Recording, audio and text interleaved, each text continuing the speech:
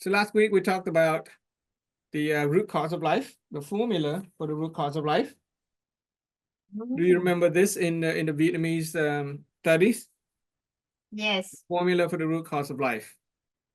Okay, the formula for the root cause of life. Basically, it says the root cause of life begins with me. I take responsibility for everything that occurs. And the outcome of my life, that what I have today, the condition of life, it could be my present health condition, it could be my present financial situation, could be my present relationship. The outcome of life is a result of the choices I've made in life, right? Makes sense. And we have, as a group, agreed that all the choices I've made, we made them because we are simply compatible or we are a match for those choices. You could ask anybody, you could interrogate anybody why they chose something. For example, Duncan, today you wore a t-shirt. Why did you wear that t-shirt today? Paula told me to. Why did you agree to, because she told you to? I chose it. Why did you choose because it was better than the singlet I was wearing. I thought I should wear something a little more formal. So I had so I've gone for the whole shoulder. The pickups.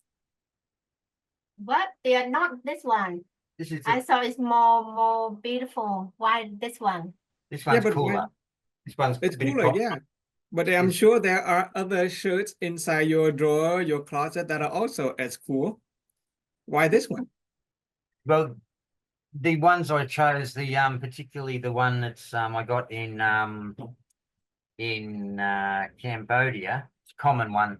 Anyway, it's supposed to be silk, but it's actually some synthetic blend, and it's a bit hot. It's hot here today. Yeah.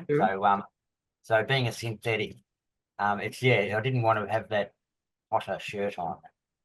So it's hot over there right now? Pardon? Is it hot over there right now? Yeah. Okay. Well, you could turn on the fan or the air conditioning. Why that shirt? Yeah. There are other alternatives to getting cool. Well, in the end, I chose it in the end. In the end, you chose it maybe because you like it, right? Well, I'm undecided. I just got given it as a gift. It's like they were throwing it away, so secondhand, and I thought I'd try it on to see if I'm still just seeing if I like it or not. What do you think? Well, I think you chose it simply because you are compatible with that choice at that moment. There is many, many, many, many other choices. Maybe you like it, maybe you didn't really like it, but you chose it. Right? You could have chose something else. You could have chose a different shirt, but you chose that shirt. Yeah. Because at that moment of choosing, it's just something that you're matched for you at that moment. Did you get that part? That's an important part. Yeah, well, I'm not too sure what match is exactly, but yeah, it's sort of like conditions were right so that with such this choice. All the things are just right, and you just chose it. Was what do you call it? What's that popular thing? Manifested, you know. Okay. It is the best choice that you've made at that moment. I mean, you could have made other choices, but you made that choice. Yeah, I could have, but I'm thinking if I'm starting to wonder if I made the right choice. That's after. Right now, we are thinking back. Right now, we are thinking back, and we are wondering if the choice was the right choice or the bad choice. But we're doing that right now. But at the moment that you put that shirt on, there are many other things you could have done, but you made the choice to put that shirt on.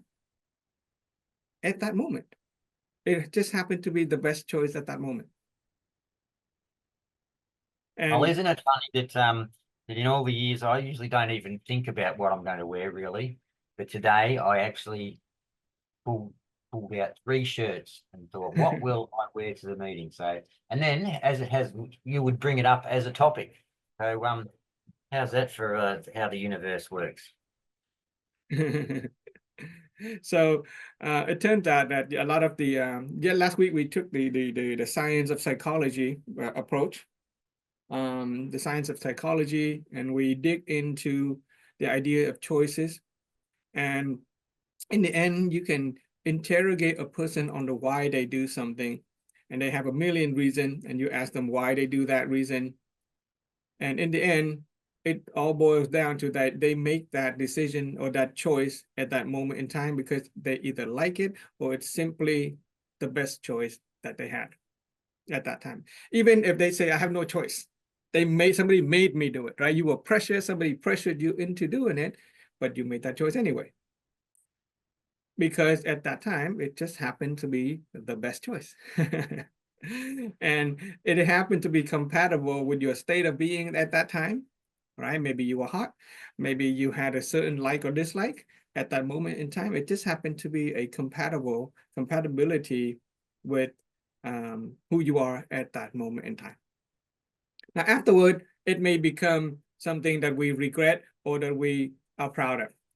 And human psychology, we tend to be proud of the choice that we that turn out to be nice, good, well, desirable. We tend to be very proud, and we take credit for the outcome that are desirable. But oftentimes we discredit the choice that lead to undesirable circumstances. It is other people's fault that I'm in this situation. Other people's fault that I'm experiencing the kind of a life that I have now, if it is undesirable. The mind has a way of doing that. But what we're doing now is we're trying to take ownership of our life, right? Because if we blame other people, then we're essentially say, hey, this is my life, please change it for me. It doesn't work like that. We can't give our life to other people and expect them to change our life for us and expect it to end up the way that we want, right? Does that make sense? So ultimately, we take responsibility and we say the root cause of life begins with me. Okay, the choice that I've made, whether good or bad, that's something I've decided afterward. But that moment of choosing, it was the best choice that I've made, given what I knew at that time. Right, we've all made mistakes, but at the moment, let's say we married somebody, afterward it didn't turn out too well. But at the moment that we made those choices, it was the best choice that we could have made, given our knowledge and experience at that time. So there's no need to blame ourselves. We take responsibility for it. We take accountability for it. If you think of it in terms of ownership, a person who owns a business is a person who takes proactive responsibility for the business, and is fully accountable for that business, right? Same thing with our lives. We take full accountability for it so that we can be a proactive chooser in our own life. And so the formula for the root cause of life took us on a long trip about finding out where our choices come from. Typically, it is our personality. A certain kind of personality would tend to make a certain kind of choices. Those personality came about as a result of a set of habits, which are, repeated actions. And then the thoughts in our head are the kind of things that influence our actions and habits and personality. And we came to an important part, which is the belief system that we have informs the kind of thought we have, which then inform the kind of actions and habit. Okay, so our belief shape our thought. And if a person wants to change the ultimate outcome of our life, if we want to change our health, our relationship, our financial situation, we take a long way and slowly change our personality, our habit, our action, our thought. But if we can come to change our belief, then we can quickly change the choices that we have. That's why it is said that if you believe you can, you can. If you believe you cannot, you cannot. Right? There's a movie, The Prince of Egypt, that has a line, there will be miracles when you believe, right? There will be miracles when you believe. So it is a power of belief that often determine our choices in life. And we have discovered that what makes up our belief is a set of images that we have in our head. Okay, this part is important. If you take a moment to think about it, everything that you believe about yourself and about the world and about other people, it has to do with the kind of mental images that we have about those things. And if we can change our images, then we can change our belief, and then we can change our choice, and then we can change the outcome in life without having to take the long way, without having to suffer the consequence of not knowing. So the images that we have in our head is made up of what we hear, what we see, what we say, and what we know. We can't control what people tell us or do to us, so we can only monitor what we see and what we hear. But we can change what we say and what we know. Okay, so if you go back and review the discussion, there were some people who had certain belief about their children or their relatives. And by helping them change their images, by helping them change the way they say and know about those relatives, they can begin to change the relationship instantly. And so we have come to a conclusion that I did not write, but I should have written. Let me see if I can write it now. Is that I'll write this one for the root cause of life. So what we want is clear images equals outcome. Okay, like if you're trying to build a house, if you have a very clear, crystal clear image of what the house looked like, what material needs to be made of, what kind of people, what kind of resources, if you have all that in place, then you have your house. But if you don't have a very clear image of what your house look like, you will never be able to build it or even buy it if you come across it. Okay, so the value that came out of the human of the root cause for the formula for the root cause of life is the root cause of life begins with me, and I do that by creating clear images. So thank you, chị Hà and chị Marianne. Did any of you have any thing you want to share? You had some sort of homework in creating new images about some of your family members. Did any of you try to practice that? Any result? Anything you want to share?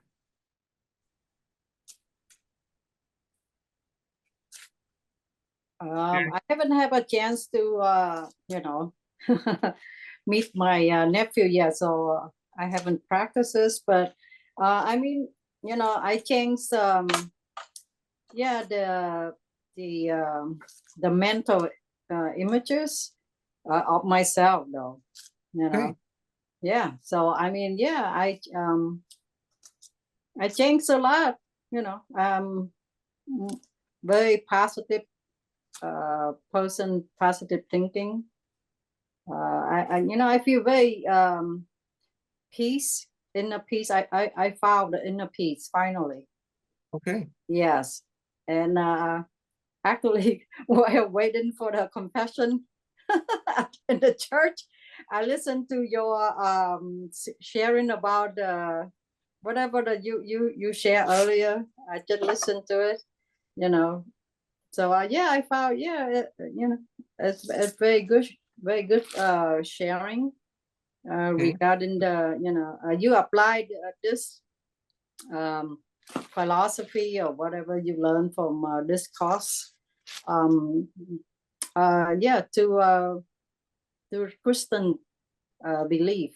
The Christian, okay. So you're Catholic. We'll talk a little. We'll use a little bit of a Christian, of a religious perspective today for our material in the human construct in a little bit as well. Yeah, we'll get to that a little bit. Yeah. So I found it's very good, very good. Yeah, it's you did a lot of research. You did a good job sharing. So I mean,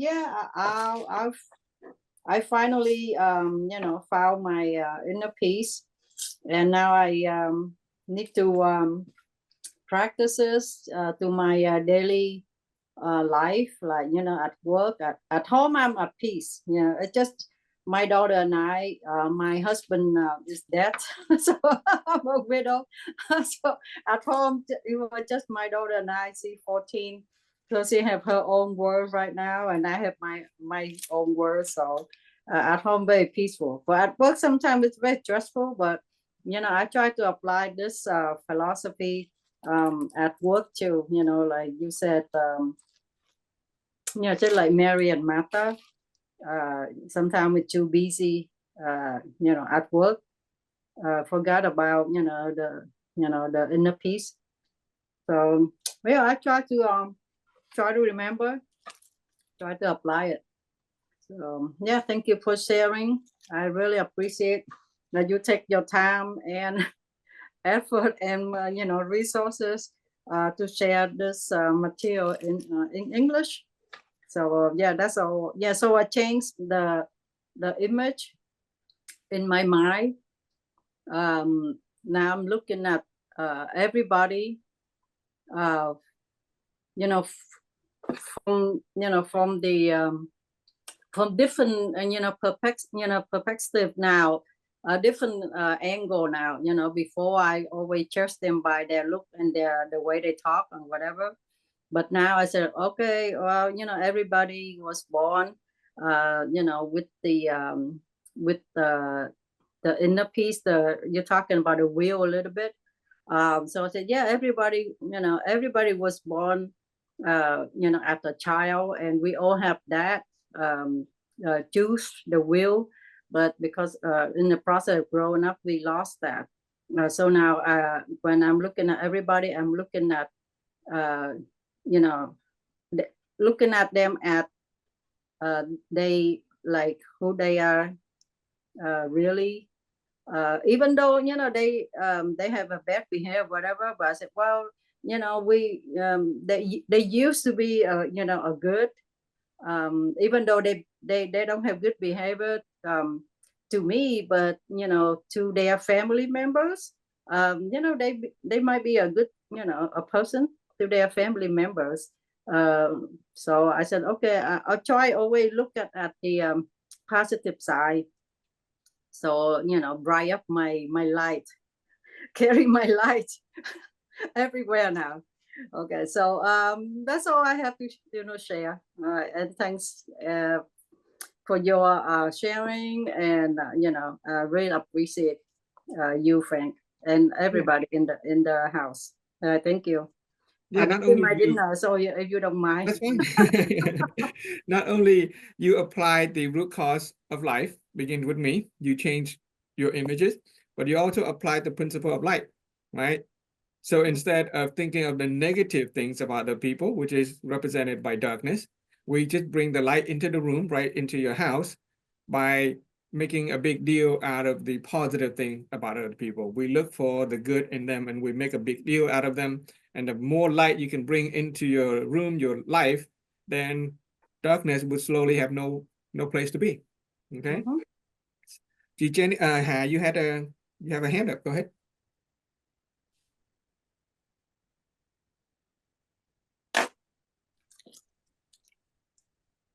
So much for saying I impressed so much about lesson choice compatible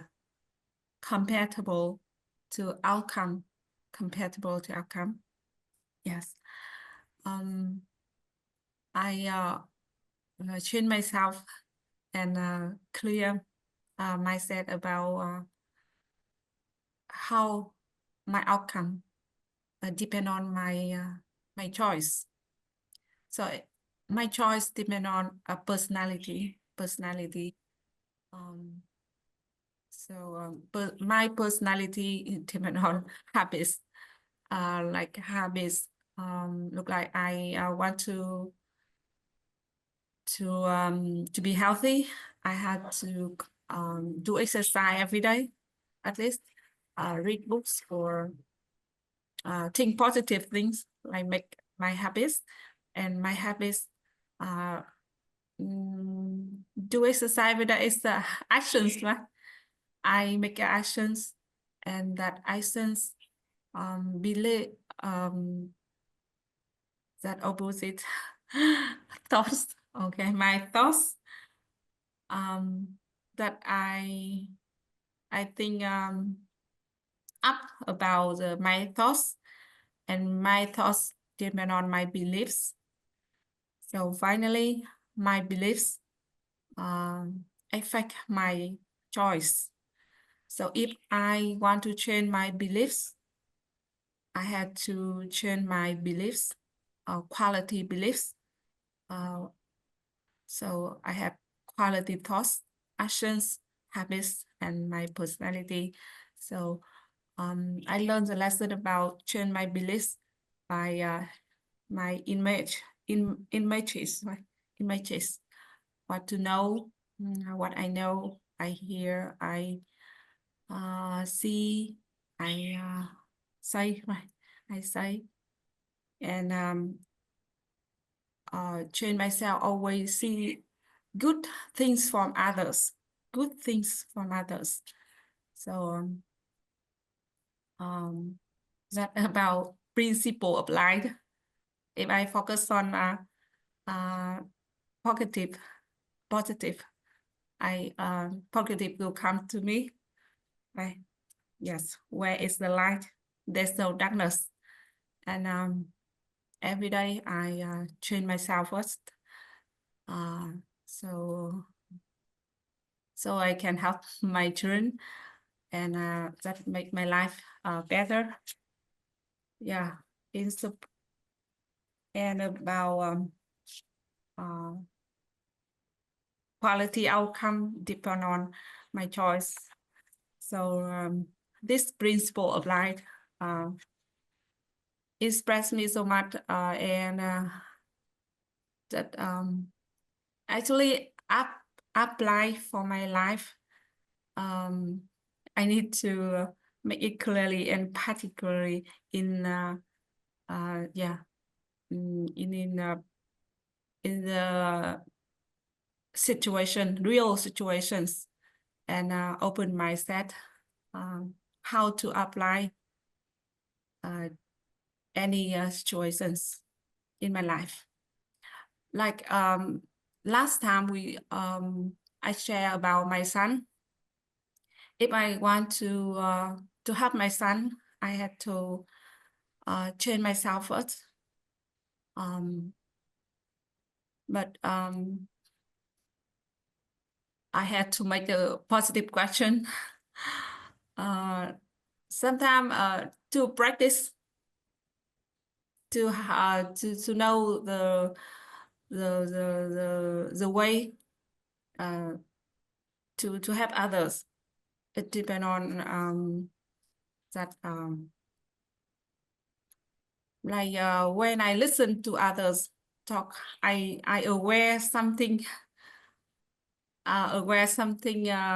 important, and I can apply for my real situation.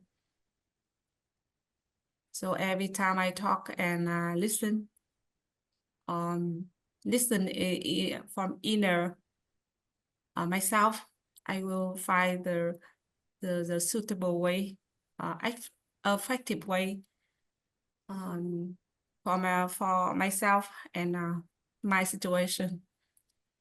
Yes, I always concern that if I focus on positive, always make the habit had a positive thoughts, always find the positive things in any situation, anyone.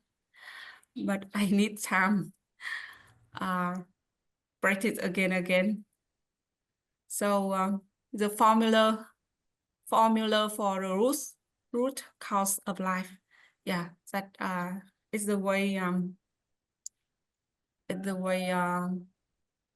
answer me about something I don't understand, or that it's hard for me to learn. So always look back myself with any situation. Thank you, Mr. Vương. Give me some Great. advice. I am very grateful that you applying what you have learned I'm very honored by your presence in the Zoom every week and sharing and sharing your reality and Marianne and Jiha and Duncan, all of you guys have joined us. Your sharing helped me learn this material. I'm also a student, and we are trying to take ownership of our lives. Okay, we're trying to take ownership of our lives. We are trying to make a life better in many ways. Okay, so to begin this today's sharing, like before, I like to generate the purpose. Okay, so this is a course to raise the level of our awareness, our inner awareness, to expand our perceptions about ourselves, about other people, so that ultimately we can create peace, health, and happiness, right? I think we all here because we want some degree of better health, better happiness, and more peace for ourselves. And this is a road journey. It has a roadmap. Okay, it is a 21 session, each time 2 or 3 hours, and there's a promise that at the end of it, you kind of follow through it. You do the practice, you do the sharing, like Jihan and Marianne and Duncan, you all share every week.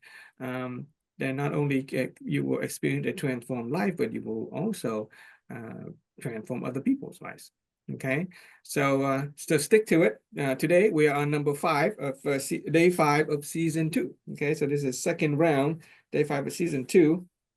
And we're going to do something very exciting today, very exciting. So let me see if I can write it this way. So once again, we generate the purpose. Okay, so purpose.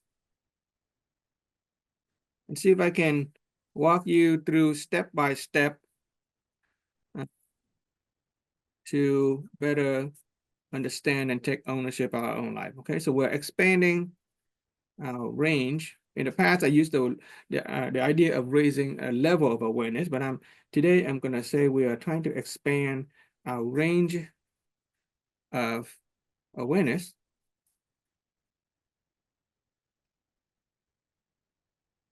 of our inner being. Okay, to create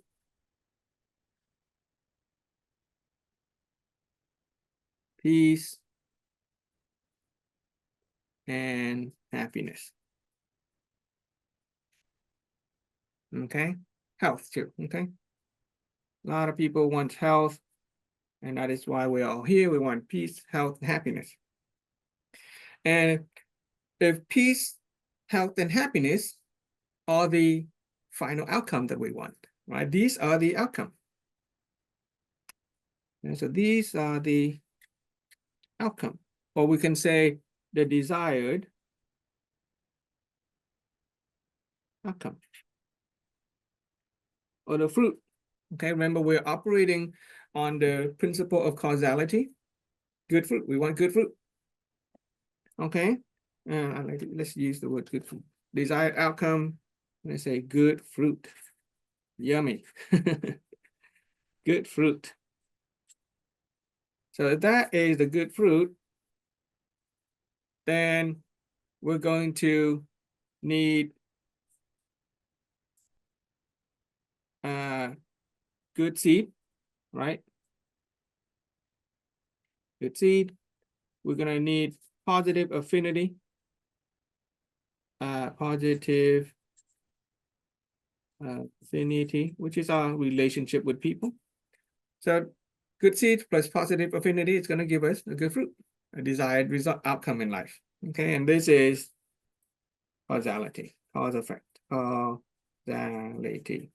Very simple law of nature that direct all aspects of our life.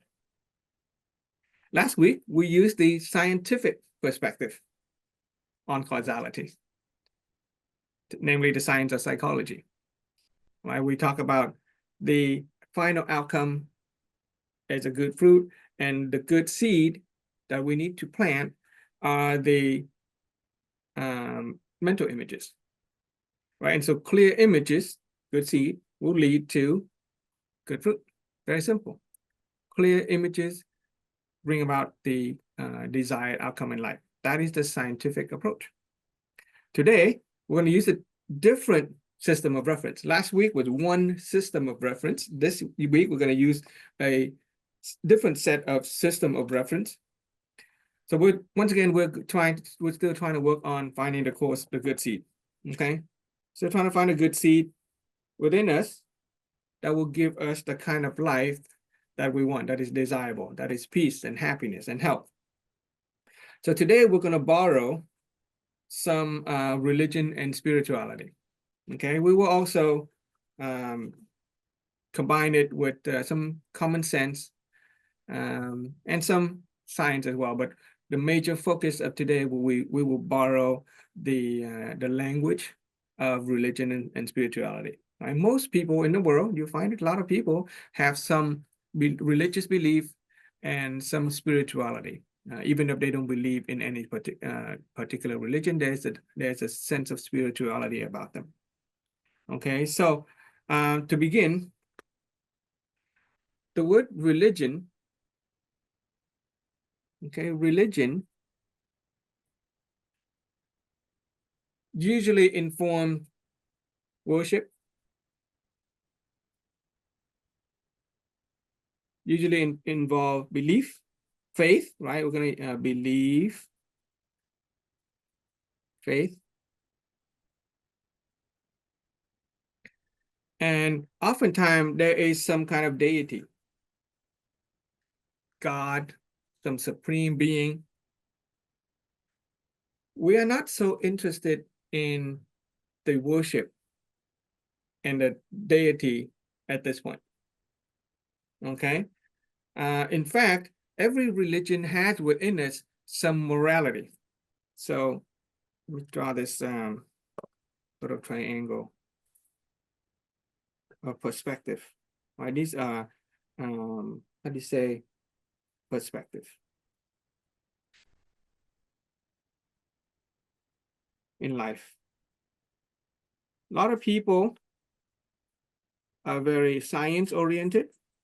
A lot of people are religious and spiritual. Other people are only interested, they have a sense of morality, or they just use common sense.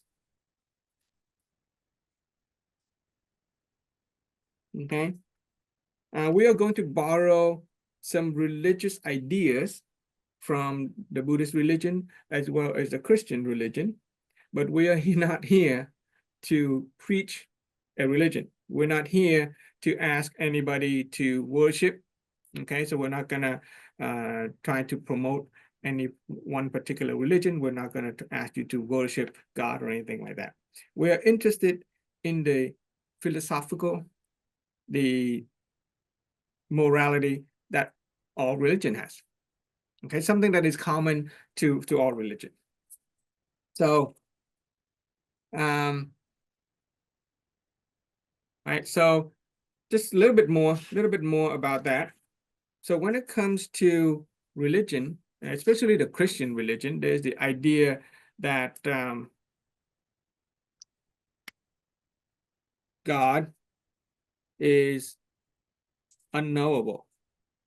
God is so big, God is so vast that human mind was so small we can't know God. And so we have to use faith to believe, right? Religion.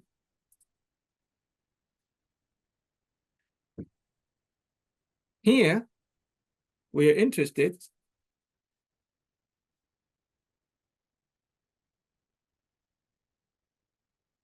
we're interested in something that is knowable. Okay, something that we can actually know. Okay, and what we know, and if you come to know about yourself, we're gonna try to learn about the human being. Knowable, if we can come to know, then whatever religion that you have, you could be a Christian and you could be a Buddhist, that may reinforce your own faith in your religion. You may become a better Christian once you come to know. You become a better Buddhist when you come to know. And then you will understand your own religion better. In my own personal experience, I have found that once I've started to discover these philosophy, the philosophy of root education, I like to call it the fundamentals of being human, I've become more faithful with my own Christian religion. And I come to understand God a little bit better. Although I'm not trying to preach anything about God, it is the philosophy of root education that will help me become a more religious person, as it can help anybody. So it is applicable to all religion. Okay, so we're interested in the knowable, and so that leads us to this statement. We use a statement. Okay, this is a cool little statement. So you will know. Remember the circle of knowledge? We talked about the circle of knowledge as a principle several weeks ago, right? If we know that we know something and we know that we don't know something, then we can proactively, consciously make a choice to come to know something, expand our knowledge, okay? You will know the truth.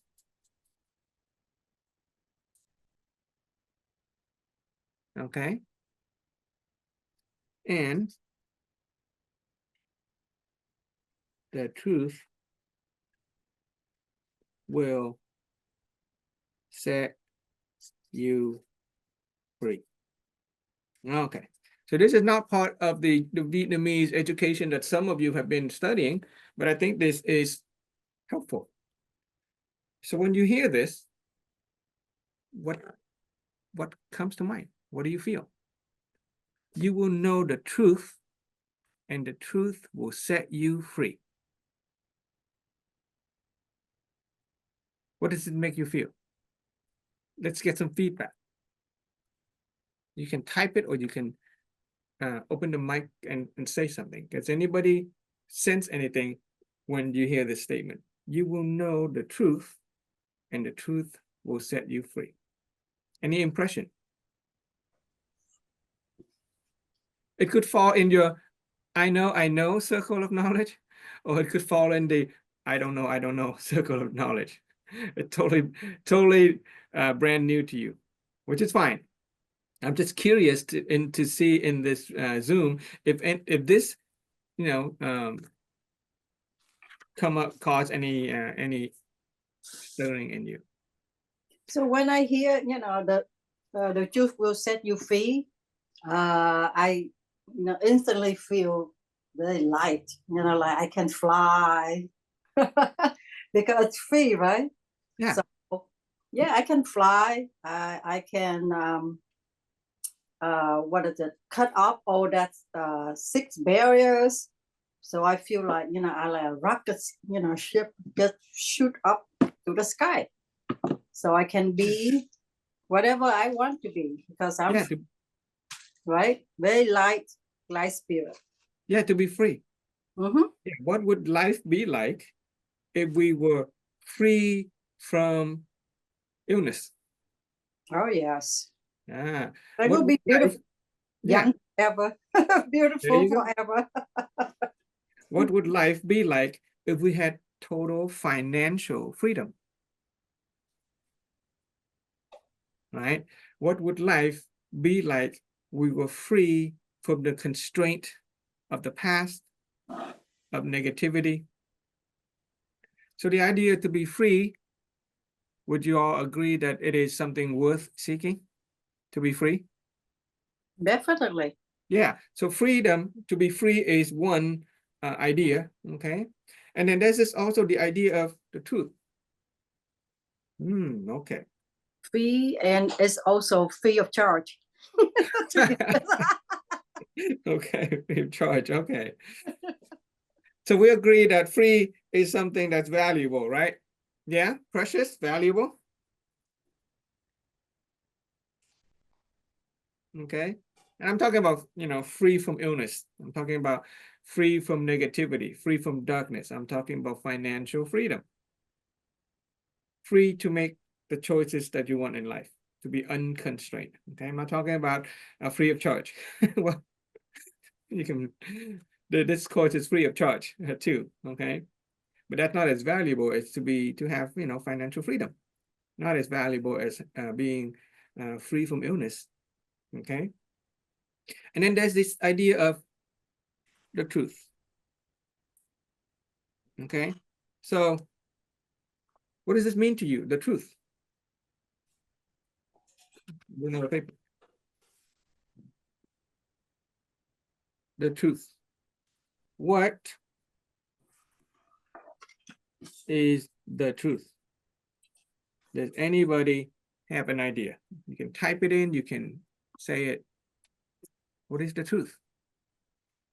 Whether you've learned it somewhere or even before you have been introduced to the philosophy of group education, what do you think or did you think about the truth? What does it mean? From your own knowledge and experience.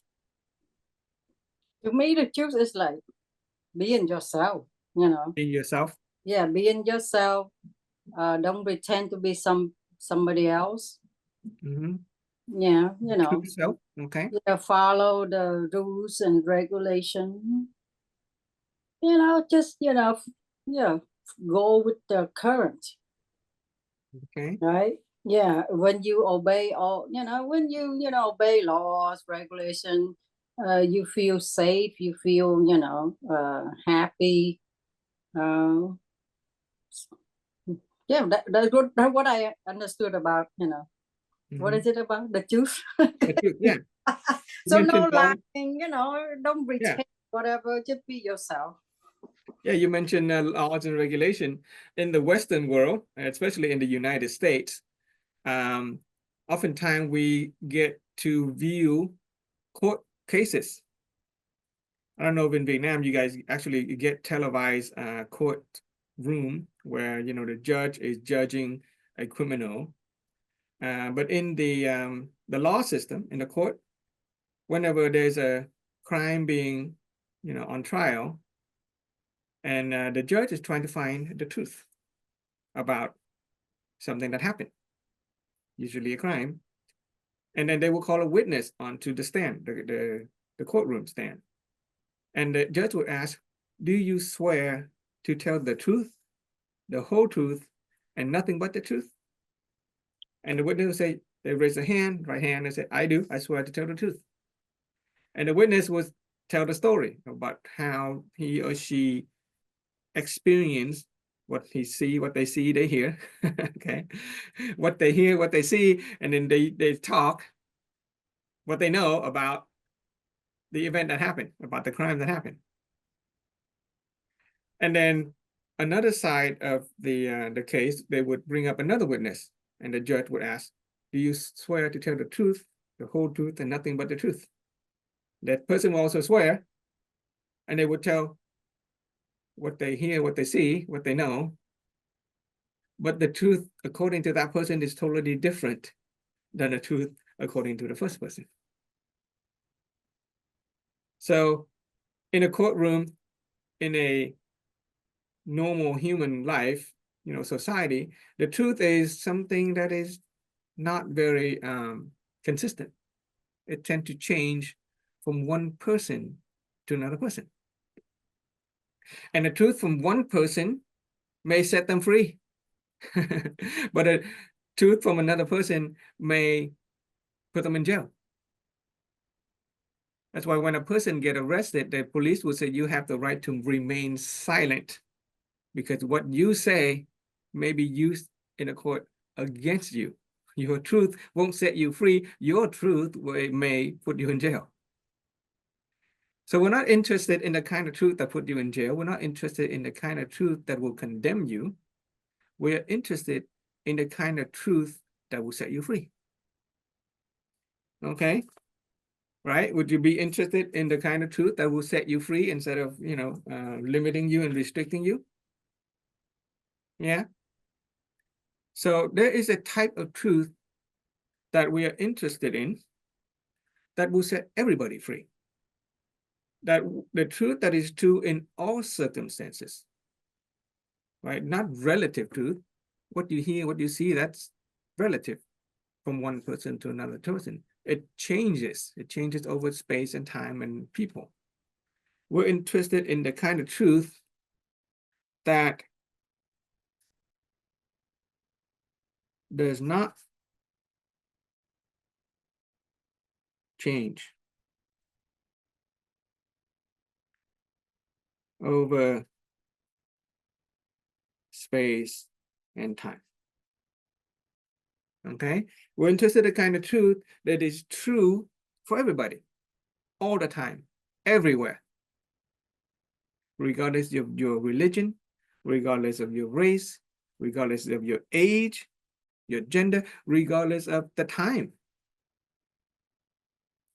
Okay, so we've already established that we want to know the truth, and we established that the truth that we are looking for, the valuable kind of truth that sets us free, is something that does not change over space and time.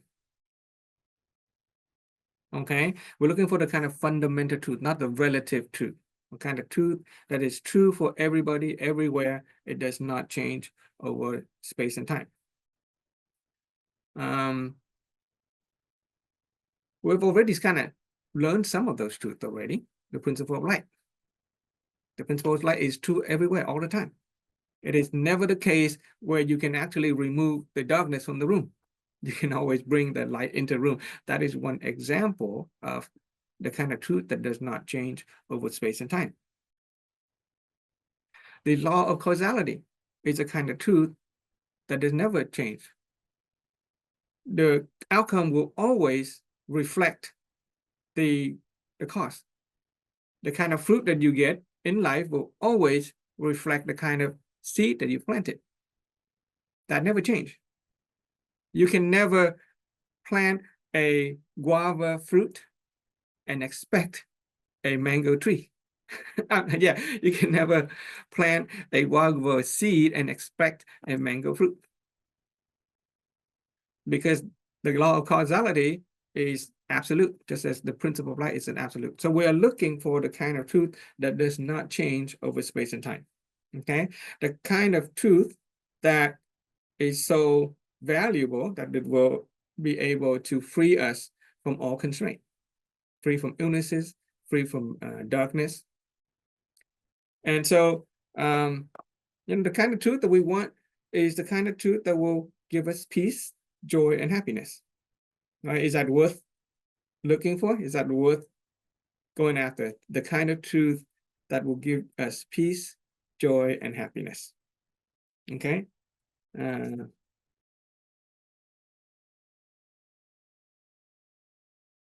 There's an important discussion about the truth or the definition of something that does not change over space and time that I feel I need to include, and forgot to talk about it during the session. So I'm going to add it into this video as an edit, as an addendum. When we consider the things that does not change over space and time, we go for the definition of the truth that does not change over space and time. If it changes over space and time, if it is relative, then it's not the truth. It is opinion, perspective change, opinion change. We're looking for truth, and that's the kind of thing that is fundamentals to all things, to all people.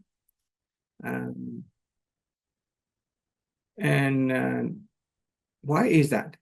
Right? What is the value in looking for the truth that does not change? Okay, here we define the truth is something that does not change. If you consider this house, right? Is this house the truth? No, because it changed over space and time. It is real, it exists, but it's not the truth. Our body, does it change over space and time? It change, right? It exists, but it change. Happiness, does that change? And happiness change. And because it is happiness change, we cannot say that there's anything such as true happiness. What about love? Does love change? It changed, right?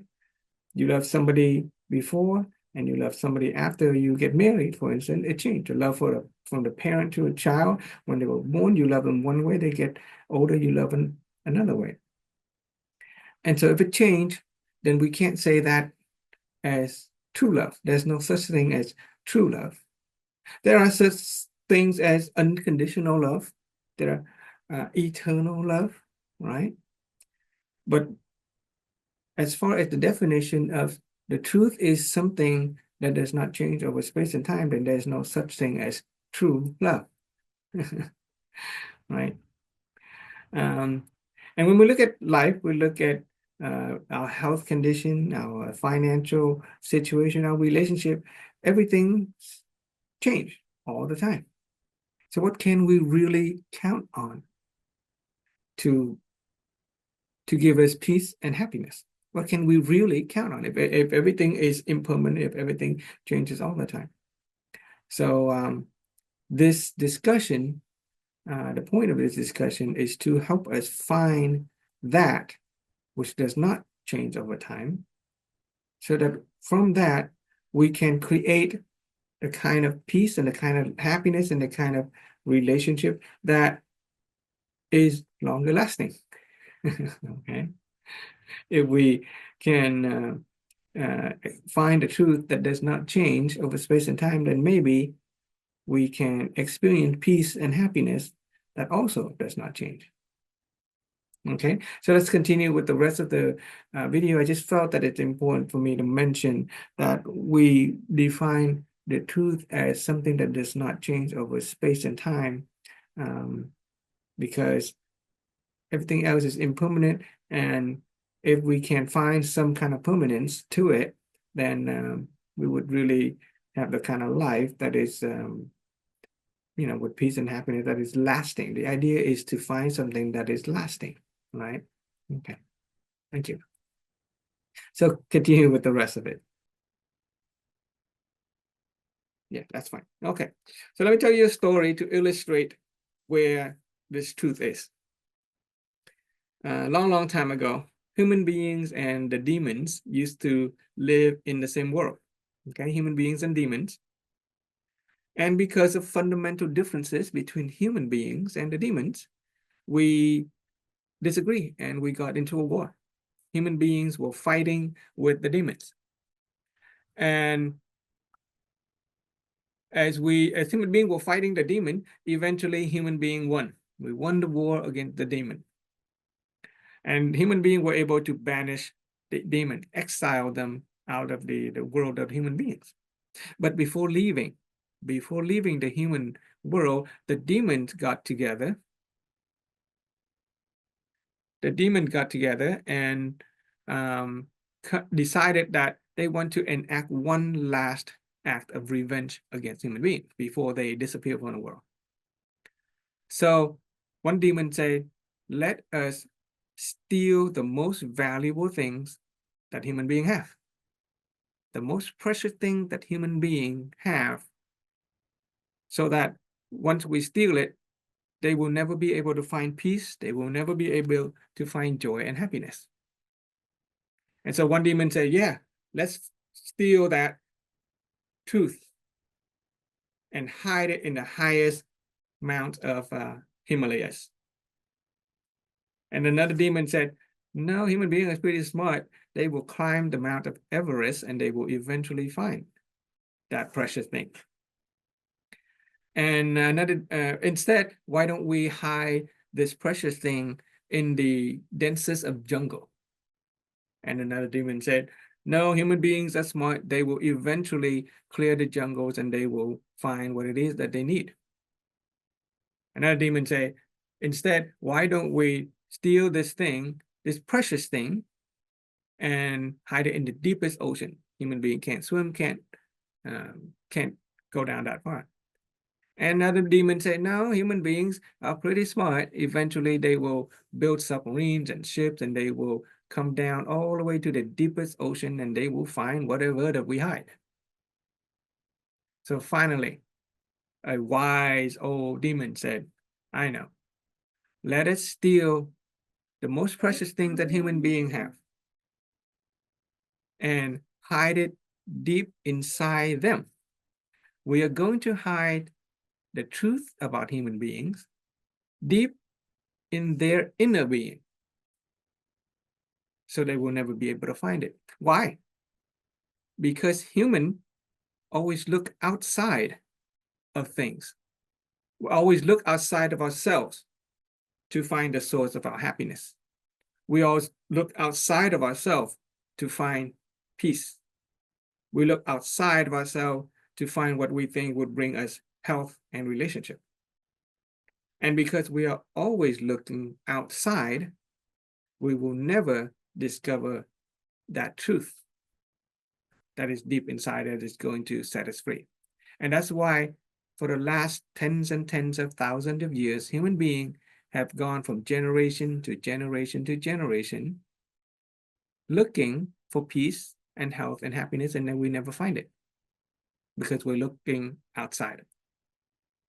But fortunately, we do have enlightened beings such as the Buddha, such as Jesus Christ, who pointed the way for us to find the truth. And that happened to be something that lies deep within ourselves. So all we gotta do is look deep within. Okay, so if you're gonna go find something, you're gonna need a roadmap, right? You're gonna need a map to go find it. So today we're gonna draw a map called the human construct. Okay, the map of human construct. It is going to help us locate this truth within us. Okay, something that is going to help set us free, bring us peace, happiness, health. Okay, let me just check real quick my notes. Okay. So for this part, if you are new to this material, some of this may fall into I don't know, never heard of it, never seen it, can't process it. That's perfectly fine. Okay. If you have any question, feel free to call, feel free to ask. Okay, but we're gonna begin by drawing first. So if you have a chance, Duncan and other people, if you have a chance to draw, feel free to draw with me. It will help your understanding later. We're gonna begin in the middle of the paper. We're gonna write the word will. Okay. Right around the word will, you write the word here. And then see, speak, no.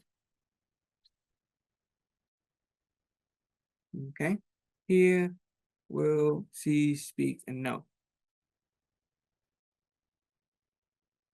And outside of that, we're going to draw a circle in yellow.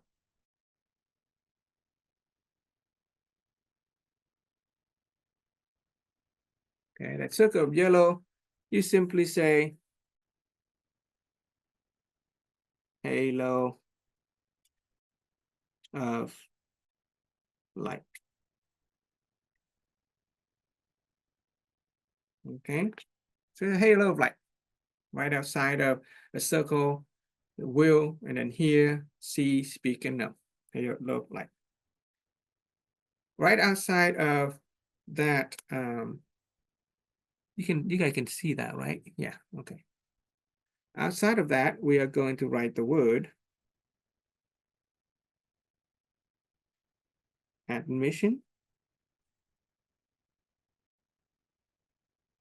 Okay, we are gonna write the word ideation. you know what, this is really, the English word is really long, so I'm going to write them horizontally. Let's toss that one. Let's see if we can draw that a little bit better. So we begin with will in the middle, okay? Let's see if we can use the yellow, see if we can see the yellow. Here. Yeah, okay, you can see that. Here, see. Speak. And then no. Surrounded by a halo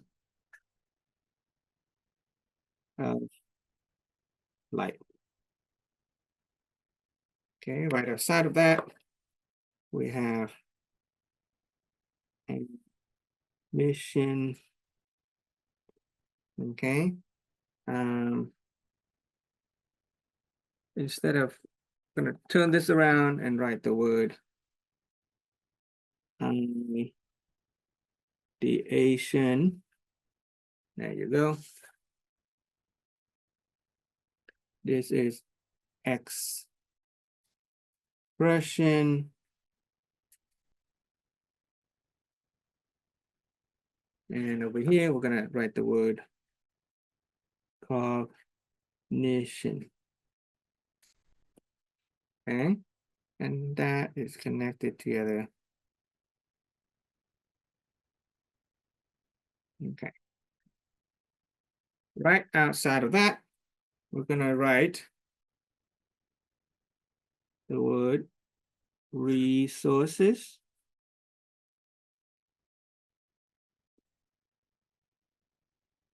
Appearance.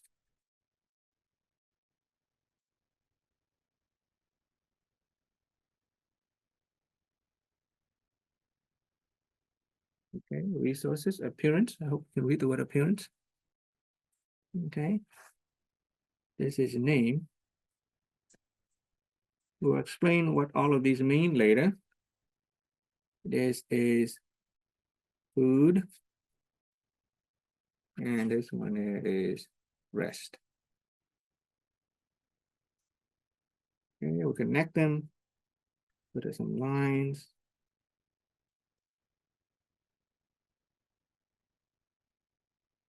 Okay.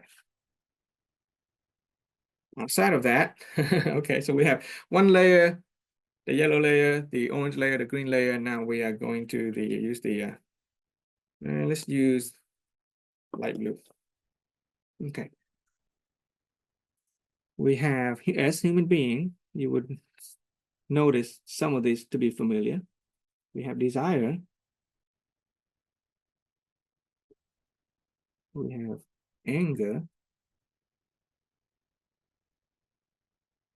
We have ignorance.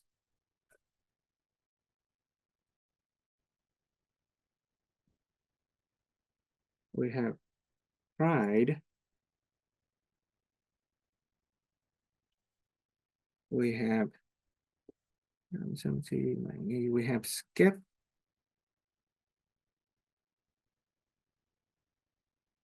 skepticism. We have ethic.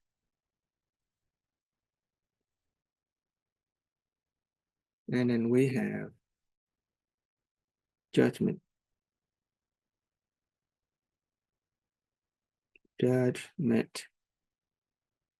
I hope you can read that one. Okay, judgment.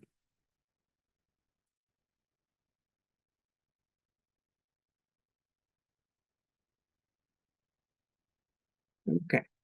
So inside, will to hear, will to see, will to speak, will to know. Out of that, admission, ideation, expression, cognition. After that, resources, appearance, name, food, rest. Then we have desire, anger, ignorance, pride, skepticism, ethic, judgment. And right outside of all of these, we have, you want to draw a wavy circle, circle of wavy line like this. Okay, in blue, representing negative, and red representing positive polarity. So this blue and red line represent positive and negative polarity, electromagnetic polarity. Okay, this is a human construct. Red and blue line represent polarity. Now, outside of this, we have what's called 84,000 bubble of illusion. Okay, so you just draw a bunch of bubbles. I'll explain what it means for bubbles of illusion.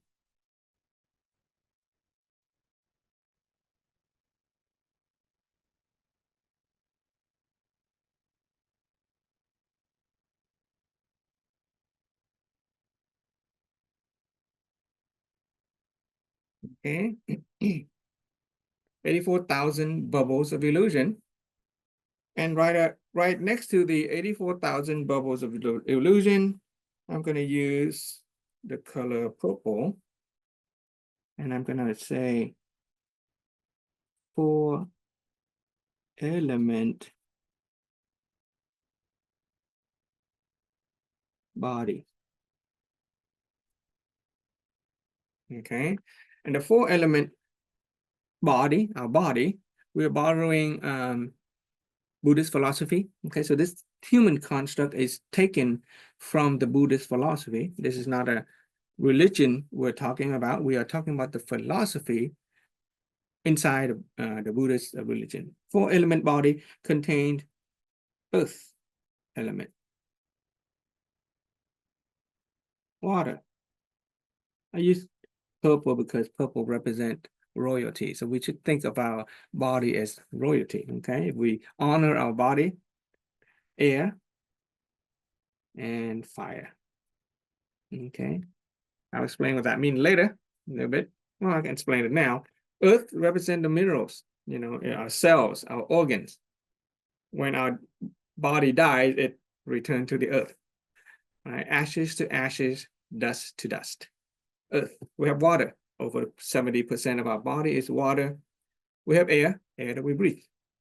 Air in the Eastern context also include qi, which is energy. So we have a flow of air, but we also have a flow of energy, qi. Fire is our thermal energy, our heat. Okay, so 4-element body right outside of the bubbles of illusion, and I'll explain that.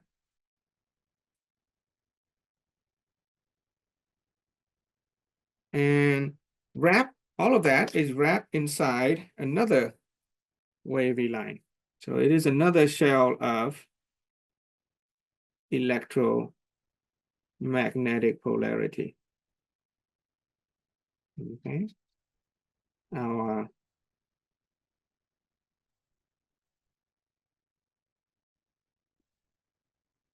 blue being negative, I'm going to go red being positive. So we have positive and negative.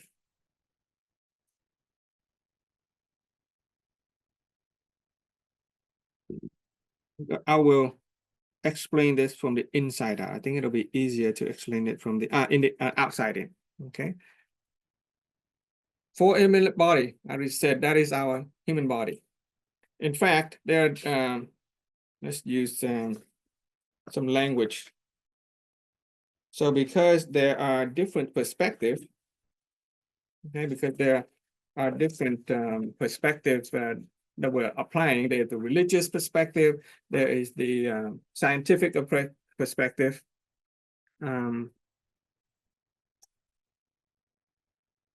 So we have, let's say, yeah. So over here we have the science.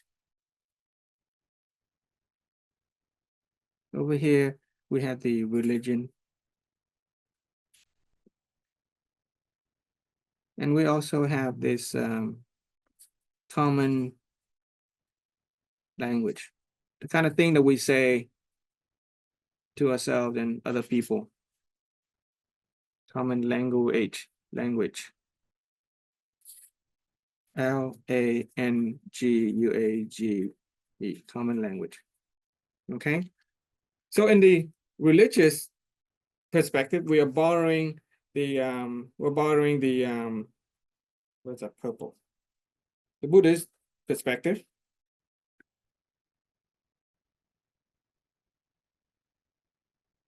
The Buddhists call it the four element body. Scientists call it the human body. Okay.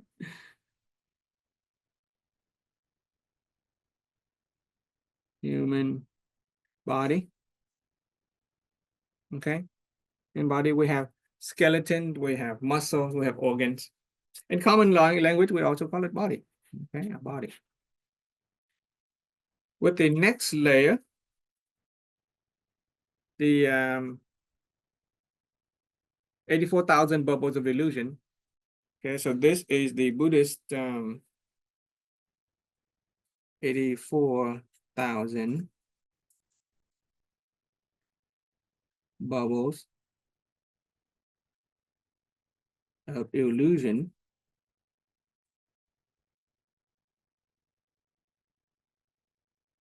And science refer to that as emotion.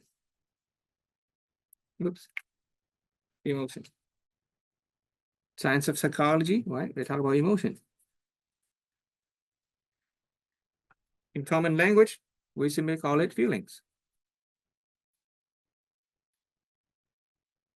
Why is it 84,000 bubbles of illusion? Do you notice our feelings are like bubble? They kind of well up and they dissipate.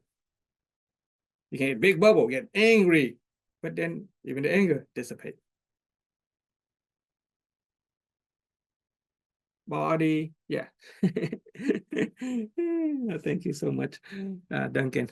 I appreciate that. Good student. Good student. You're paying attention. Okay. So feelings, right? Emotions, feelings. You can be happy one moment, you can be angry another moment. Nothing really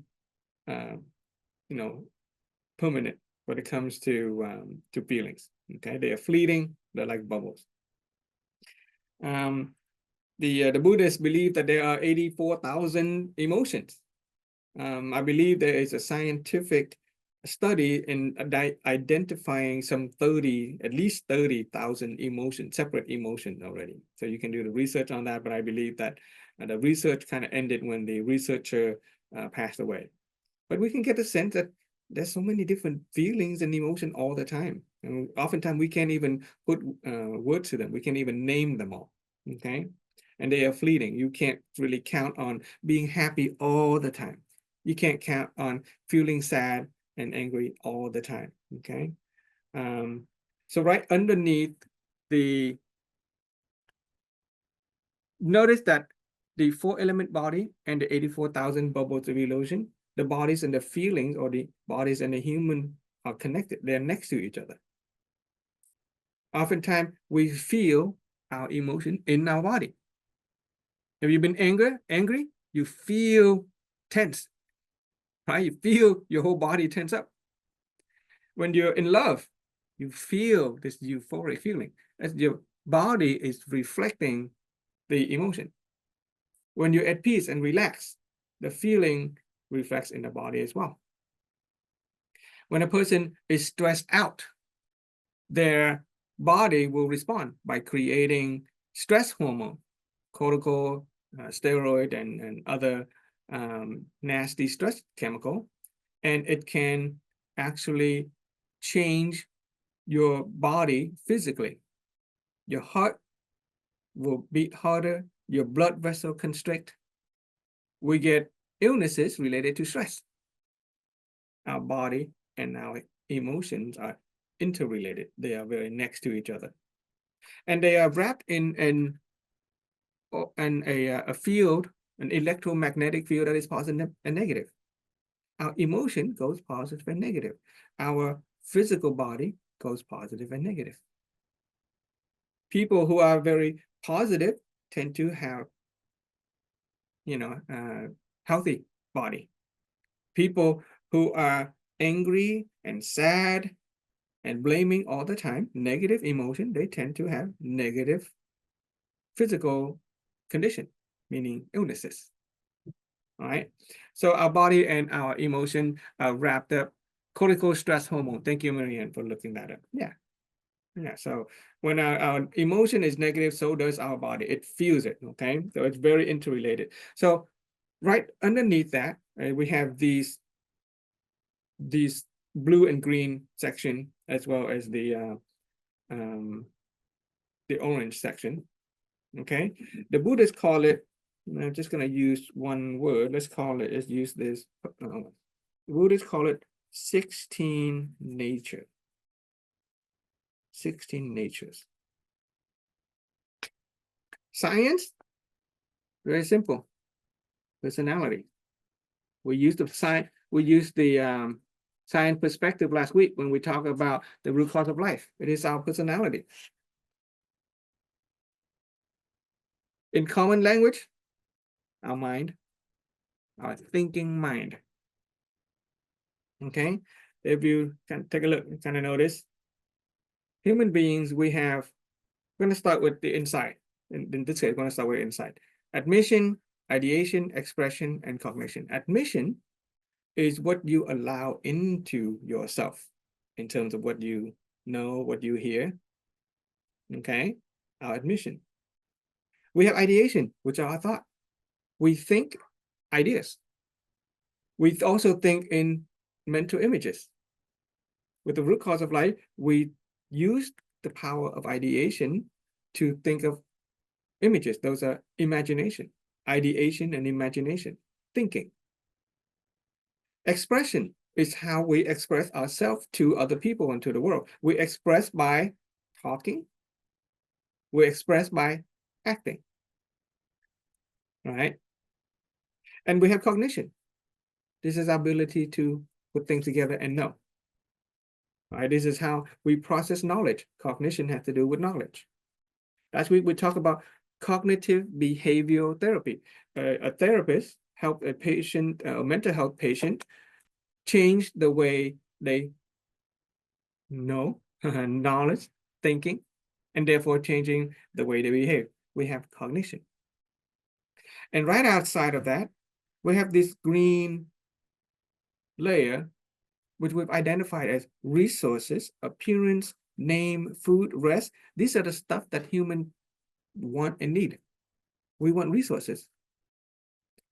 Resources in terms of financial resource, money. Resources in terms of power and influence. Okay. When we speak to another, do we not try to influence another? That is a form of resource. It is a power and influence. It is a type of resource.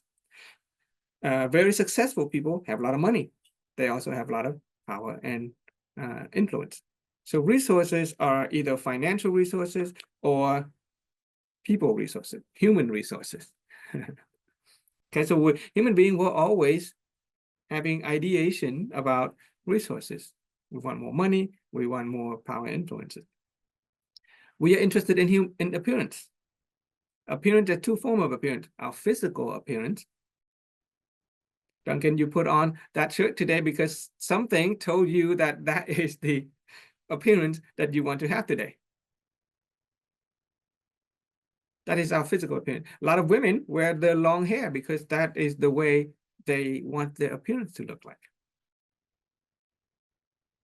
There is another type of appearance that human beings are interested in. It is the appearance of the form of things and arrangement of things in their space.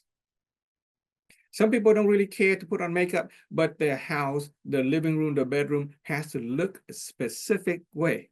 The bed has to go right there. The table has to be right there. We're interested in the appearance of the spatial surrounding. All right. So our physical appearance as well as the appearance of the space around us. Next, our name. A person's most favorite word is their name. Okay. Okay. And name, if we want our name to become famous, it is called fame. All right. We want our name to be known. If anybody insult our name, we tend to, that's going to be a problem. Right. So we're interested in our name. That is very important to us to be recognized, to be known by our name, to be famous. People who don't want to be known is also has an interest in name, but a negative way of doing that. We'll talk about that later. Okay. So important, very important to us, our name, our sense of self, oftentimes derived from our name, our sense of identity. What kind of work we do, what is our career, what's our job title, all related to how important our name is to us as a human being. Next, we want food, and that's basic sustenance. Okay, we can't survive without food. We need rest. We need to sleep. Okay, those are basic, fundamental needs of human being. Yes, we need food and we need rest. And then it gets a little bit more complicated as we get to this outer circle of desire. We always want something. We are here in this teaching because we want better life. We want more peace, more happiness, more health. We always want something. And guess what happens when we don't get what we want, what we desire? We get angry. So human being, we tend to easily get upset when we don't get what we want. So anger seems to be a part of human nature. You know, some people are prone to explosive anger, but other people, they just a sense of frustration or upset or disliking something. That's anger. And then the Buddhists identify ignorance as part of human nature. There are things that we know, and there are things we don't know. All right. Some people prefer ignorance over knowledge. And sometimes that's preferable. When you've already learned the root cause of life, we don't want to know anything that is negative, that is going to drag us down and make us negative. We want to know the good stuff, and we want to remain ignorant of the darkness stuff. So we do have ignorance. Okay. Pride, that's easy to know. It's also that's easy. It's related to our name as well. The pride also falls into the Christian philosophy as well, right? We have pride, we have anger, which is wrath. Food, in the Christian philosophy, it is gluttony. It's called gluttony. Okay. We have desire for rest, which is in the Christian, does anybody remember what that one is? Sloth, S-L-O-T, sloth. Okay. So anyway, we were in the blue section. We talk about pride. We have skepticism. There are things that we know and we simply accept, we believe, and then something that we don't want to believe. It has to do with our belief, right? Skepticism. We question, we inquire, is that true or is that not? We have skepticism. We have a sense of ethic. In the Vietnamese teaching, the ethic is, the word for ethic is act, which is cruelty, but I think it's a little weird to begin the nature is, to say that the human nature is cruel. But we have a sense of ethic. We have good and evil. We have benevolence and we have altruism. Some people tend to lean toward one side or another, but we do have a sense of ethic. That's what makes us different from, say, animal. People who don't have a sense of ethic, they don't know right or wrong, oftentimes get categorized as having mental disorder. A sociopath, for example, or a psychopath. Those are people who don't understand the difference between right and wrong. And we have judgment, right? We use judgment to decide if something is right or wrong. We use judgment to decide if we like it or we don't like it, should or should not.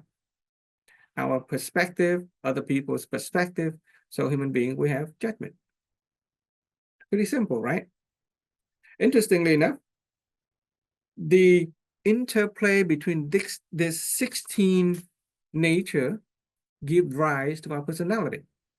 Some people are more prone, more desiring of appearance. Other people are more interested in pride. Some people love food. Other people want to know things. Other people are very judgmental. Some people have a strong sense of ethic, others don't. So it is the interplay between this 16 nature that give rise to who we are as a personality.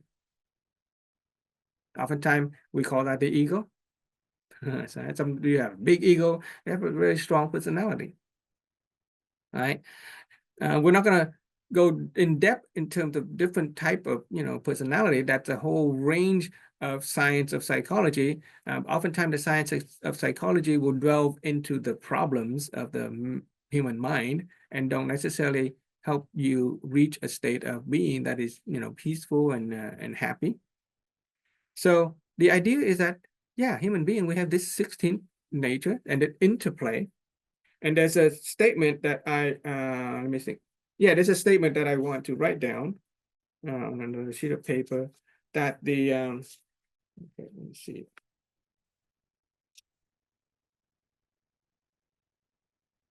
I'm gonna write down the statement on this sheet of paper and see if we can. An important trọng điểm của tánh người là desire and ideation. Okay, so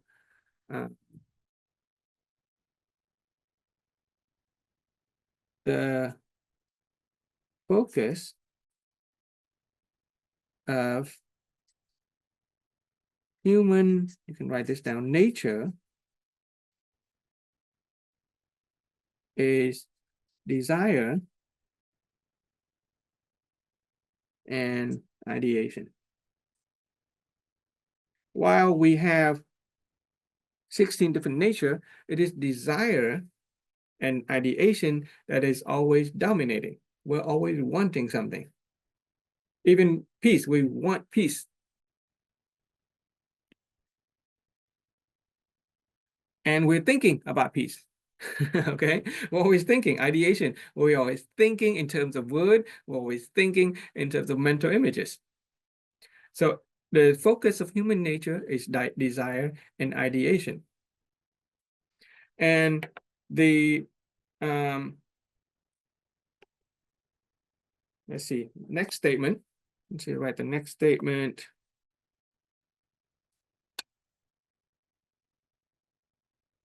The desire and ideation, desire about resources, appearances,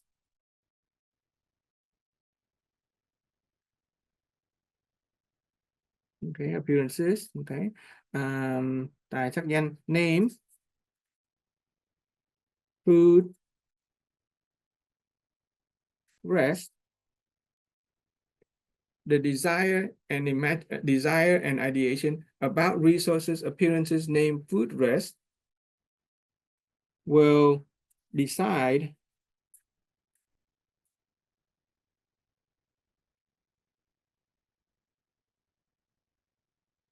the other ones, which is the anger, ignorant,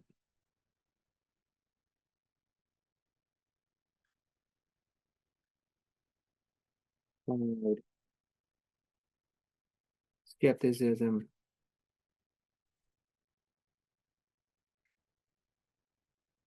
and judgment. Judge. Right. I need one to add some an important part. Forgot. This is the degree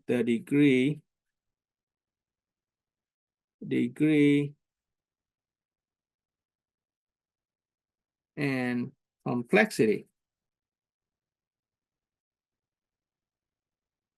of, okay, the degree and complexity of desire and ideation about resources, appearances, name, food, rest let's say, will decide anger, ignorance, pride, skepticism, judgment, which would decide how we admit, how we express, and how we know.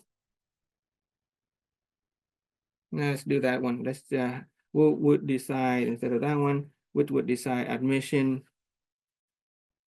Let's admission, expression. This is a long statement, so I'm trying to say this in English, and cognition.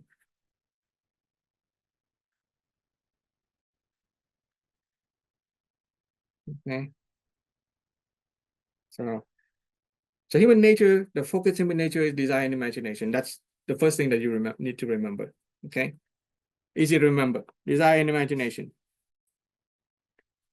Okay, desire and imagination, the degree that they interplay, the complexity of it, will decide our personality, which makes us of the degree and complexity of the desire and imagination about resources, appearances, name, food, rest.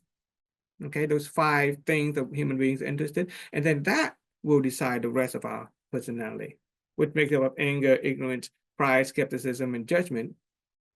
And then that aspect of our personality will ultimately decide how we admit something, what we let into our self, what we express out, and what we know in terms of our cognition.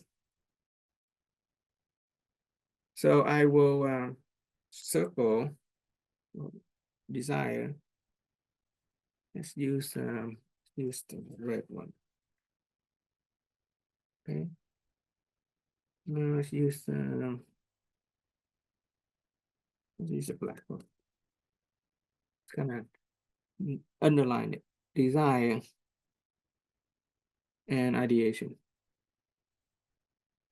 It is our desire and ideation, our wanting and thinking about resources, appearance, name, food, and rest. Some of us are more interested in resources. Other people don't care. Other people are interested in appearances. We think about them. Other people are interested in their name. Some want to rest, or some want to eat a lot, good food. And the way we want those things and think about them will decide if we get angry when we have it or not have it, decide if we remain ignorant, or if we are going to know it. Pride, skepticism, ethic, and judgment. That makes up our personality. And that kind of personality will decide what we admit into ourselves. If we have a strong desire and imagination for food, we're going to admit in a lot of food. We eat a lot of food, we're going to find out a lot about food, right?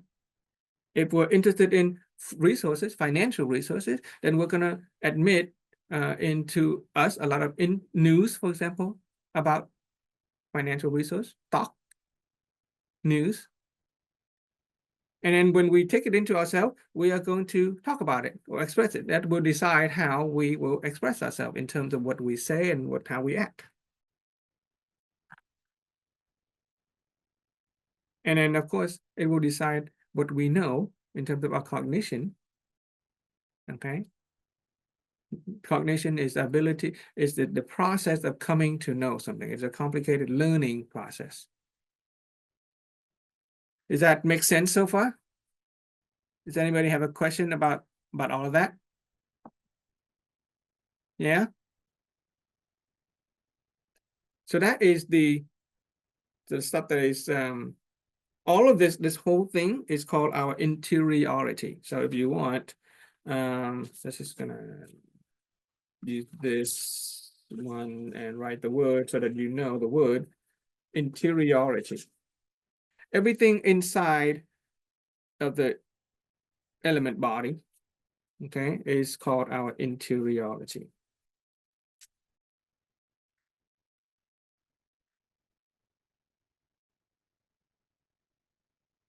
So whereas previously we looked outside of us to find peace and health and happiness,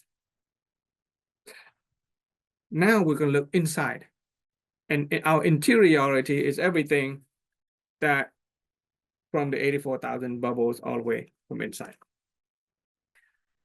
Duncan, I lost you for a moment there. Did you get the part where I mentioned about the desire and ideation? The focus of human nature is desire and ideation, right? And the degree and complexity of our desire and ideation about resources, appearance, name, food, rest. Desire and ideation are the focal point of human nature. We are interested in resources, appearance, name, food, rest. The degree and complexity of our desire and imagination about this green circle here will decide our personality, which is anger, ignorance, pride, skepticism, ethic, and judgment. Does that make sense? And that personality decide what we admit into ourselves, our admission, how we express ourselves, and how we learn and know things. So there's like a different circle, the different step. Okay.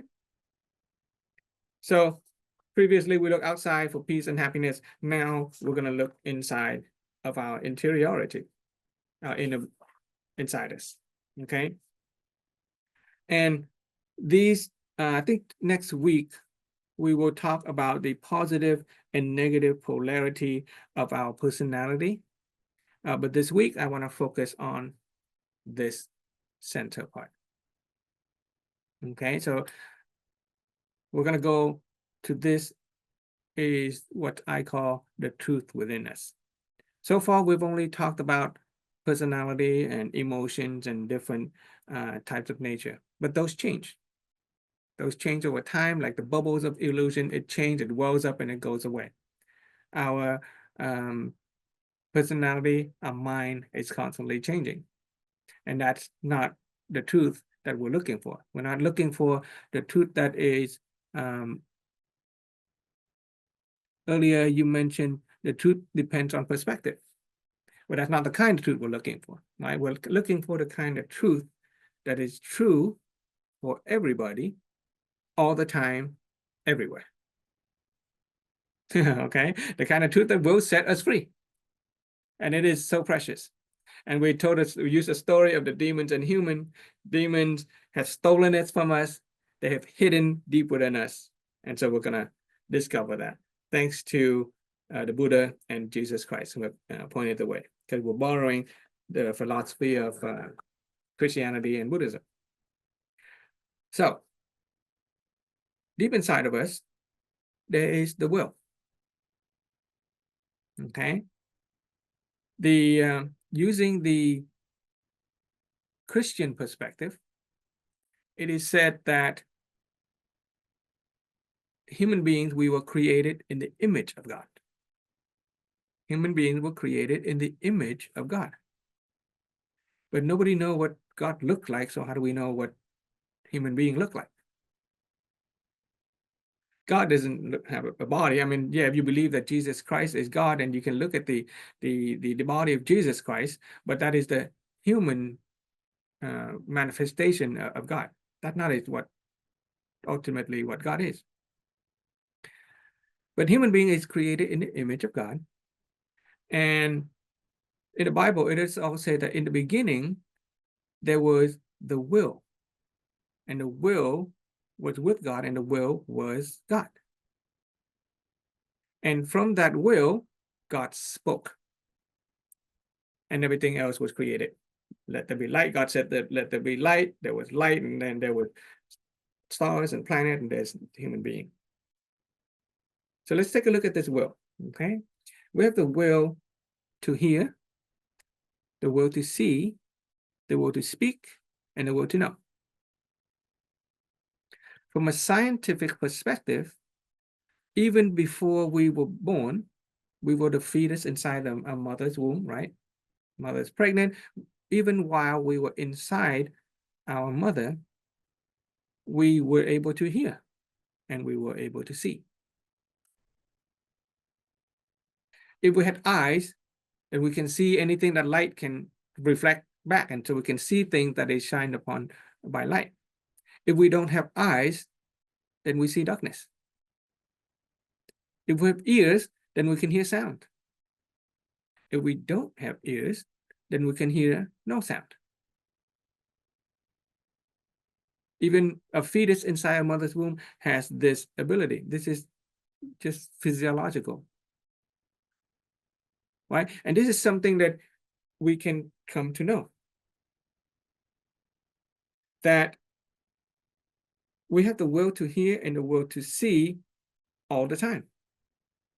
Whether we hear something or see something, that thing will change. If you hear a sound, then that sound change. Or if there's no sound, then that no longer a sound. So that is something that changed.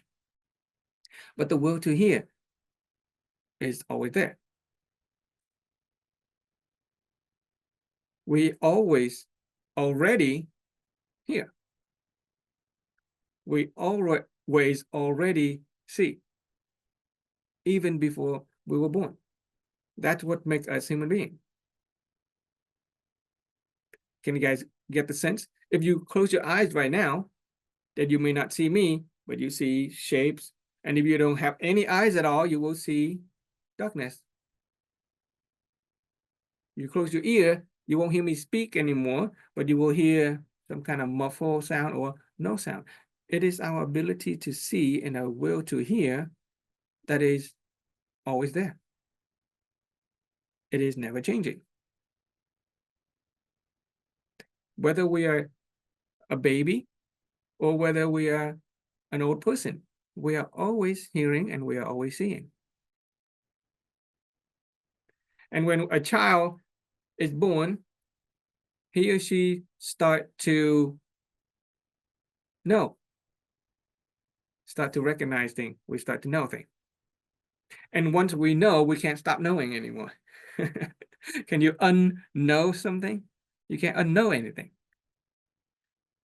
Knowing what thing, that changed, right? We can know language, we can know art, we can know math, and one day we know something and another day we may even forget.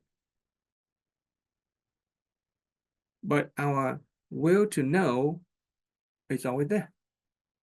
That never changed. And as a baby, when we start to know things, we start to speak. We say ma or dad, or in the case of my son, the first word was de. That means Dan. He look at the light and he says de. So we are always speaking. What we say, what we speak changes, right? The word change, stuff that comes out of our mind, that change. So that's not the truth. But the truth is the fact that we're always speaking. Even when we are closing our mind, we're speaking in our mind. Even when we are closing our mouth, we are speaking in our mind. Even when we sleep, we are dreaming and we are seeing and speaking in our dream. And it is that simple will to hear, the simple will to see, the simple will to speak and know before what we hear, what we see, what we say, and what we know. Okay, it is the will to hear, see, speak, and know that is the truth. And it's such a simple truth. And you can't think about it. The more you think about it, the more you get confused. You just have to know it and sense it and experience it.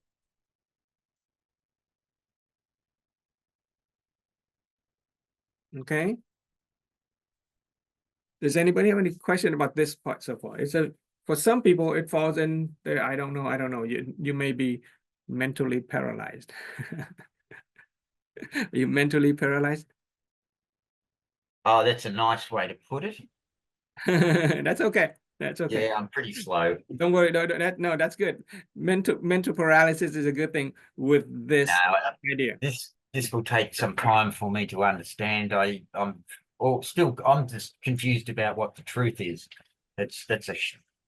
Okay, that's fine. That's fine. Okay, it's fine. The truth is that I'm just the truth talking is that oh yeah, go on.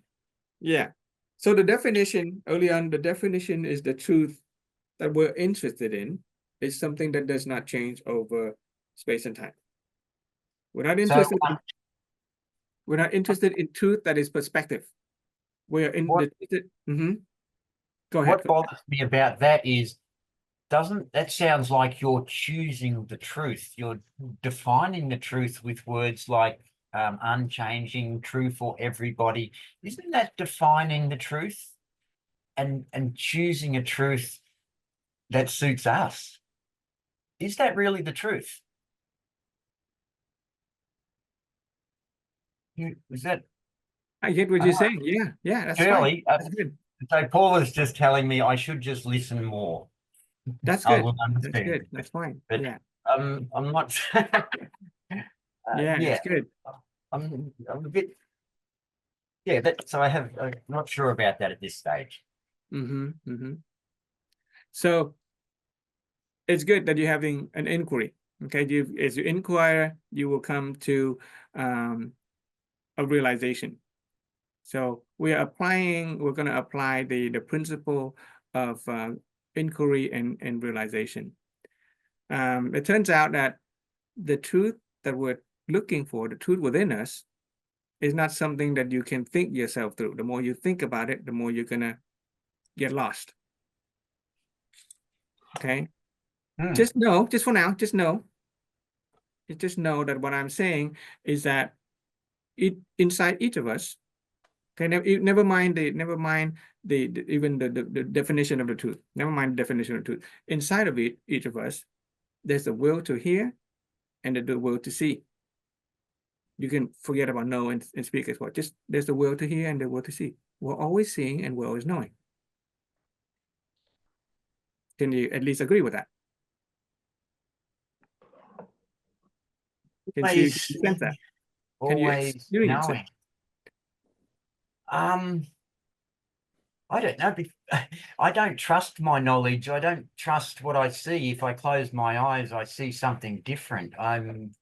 That's Yeah, fine. That's fine. Yeah. What you see is changing. What you see will change. What you hear will change. What you know will change. What we say is constantly changing. But the knowing or the will to know does not change. The hearing and the seeing, we're already seeing. We're already always hearing. Can you stop hearing? You can plug your ear. What changes the sound? You can hear the sound and then you hear no sound, but the hearing, the will to hear. Talk about like hearing thoughts and hearing your thought, that change. Yes, they come like birds and land on my head. And yeah, I don't ask them to come, they just come. Yeah, those images will change, but the hearing does not change. The knowing does not change. The seeing does not change. Okay. Can you distinguish between the what we're seeing versus the seeing or the will to see? You are always seeing. Yeah, it's not something we will to happen. Is that what you're saying? It's not something we. It is just natural. Yeah, this is not a will. This is not the kind of will where you actively do something. That has to do with expression. But we do have the will. We do have the free will to express. We do have the free will to admit. We choose what we admit. We choose what we get to know and how to think about stuff. But even before that, that's what is deep inside us, hidden by all of these personality stuff. That's why in the story, the demon have hidden us deep within us, because over time, in fact, let's go back to the babies. Let's example little babies. Okay, little baby, as when they were first born or when they first start to grow up, do you notice that little babies tend to accept everything. They tend to be at peace with everything. From the Christian perspective, Jesus said, if you want to go to heaven, be like children. because little children, when they were first born, they have only this will to hear, will to see, will to speak, will to know. And they just admit everything. They say, express whatever they think or feel, and they don't judge. They don't have a strong judgment. They don't have a strong desire for anything. They don't have a strong anger. They don't have strong pride and skepticism. Oh, when we start to be skeptic. They don't even have a strong sense of right or wrong. So little babies are generally very happy. They're at peace. They just take things as they are. Because this layer of personality is still very thin with them. As we grow up, as we start having desire and we start having ideation about things, we start developing an ego personality. And that helps us survive, which is great. That's, we're supposed to do that in order to survive in this world. We need to be able to distinguish between right or wrong. We would need to be able to distinguish between what's safe and what dangerous. But over time, that ego gets developed and we forget that we have this very innocent, very simple seeing and hearing.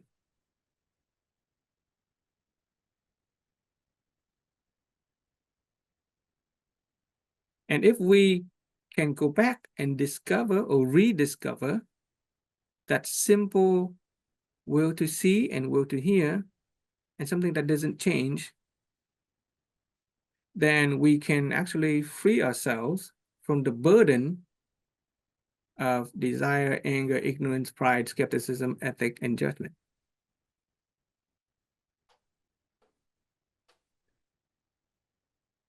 Okay, it is, I'll go back to that a little bit more, but just to simplify this complicated looking diagram is, I'm gonna draw this, just to simplify it, just so that we kind of reorient our understanding of the human structure. Okay, the human structure. We have this. Can I say, excuse me, can I say a little bit? Yes. Can I say something to Yeah. Duncan? Yeah. Duncan, we are learning this from the perspective of religions. You are using your mind that the science perplexed. Doing both. We're doing both religion and the science. Right, but he using the science. That's why you couldn't. It's difficult to comprehend. But look at the religious, angle of religious. You just have to use your faith. What did it say? Like, bless for whatever, Frank. Phúc trai không thấy mà tin đó. I don't know how to say it in English. There's a story. Use your faith, not your mind. It's not even a faith. There's a story in the Bible about Thomas, who after Jesus has already died and risen again, and people tell Thomas that Jesus has died and risen. He doesn't believe it. He said, I have to touch Jesus's wound in order to believe it. And eventually Jesus appeared to him and showed him the wound, the wound on the cross. And he said, oh, I believe it. And then Jesus said, well, you have seen, so you believe. Blessed those who don't see, but still believe. That is a lesson on the virtue of belief. But what I'm trying to get to you is that this is something that is even beyond belief. That you can know. That you can know, you can touch the truth within you, not through belief and not through thinking. You just know. Often people achieve through Mhm. something they call spiritual experience, where something suddenly happens and they have faith. And all their thinking. Not talking about spiritual experience. We're not talking about faith. Or you talked about a child before, about what I call a childlike faith. that's the faith that, yeah, the kids have without thinking. They just believe. They just have faith. And, something. Okay, we're It not takes a talking leap. about that. We're talking about something that you can know, but not beyond faith. Because faith, remember that story, the faith, the virtue of faith is believing in something that you don't know. And even though that is a virtue, there is also, it also opens up the possibility for believing in a false something. That's called superstition. Okay. So if you're fortunate to have, you know, the Holy Spirit, something to guide you, and you believe in the faith that is, it's good, and it help you have a life that is peace, and you can love people, and you can, you know, create a better world, that's fine. That's a good kind of faith. But it is also had room for false belief and superstition. What we're interested in the kind of truth that does not require faith, but it just requires knowing.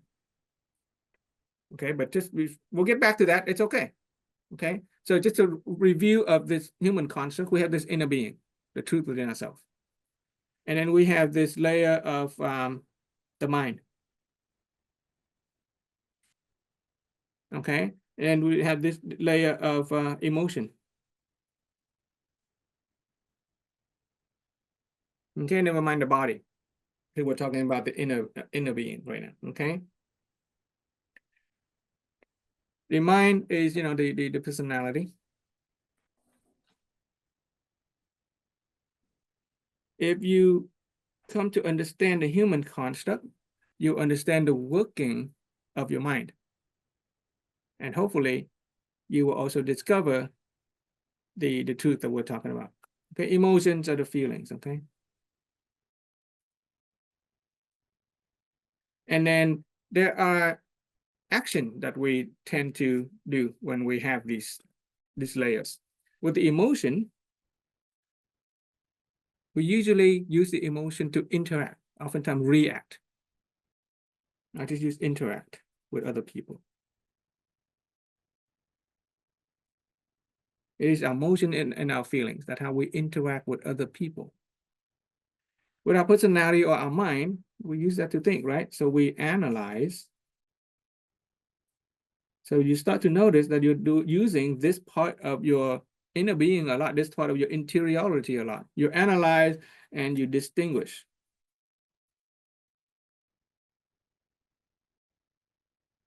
Okay? With the inner being, however, is not something that you can analyze or distinguish. You just simply receive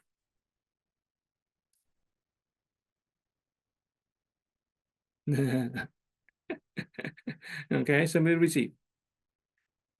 And you do that simply by knowing that I see and knowing that I hear. So this is a sort of a trick. I don't know if you can say a trick.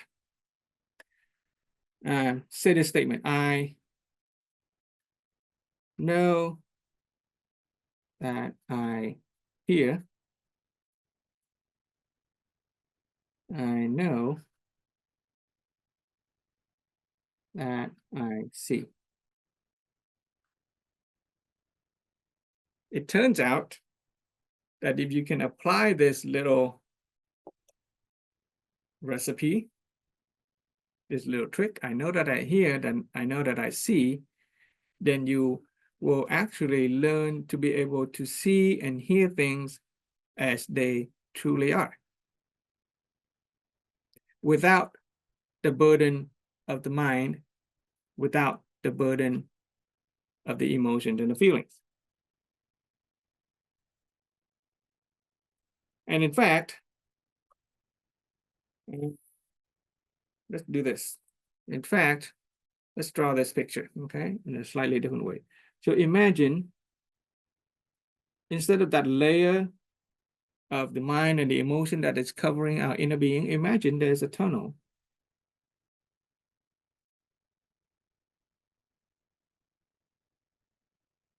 Whenever we encounter anything from the outside world, whether somebody's saying something to us or we're seeing some images,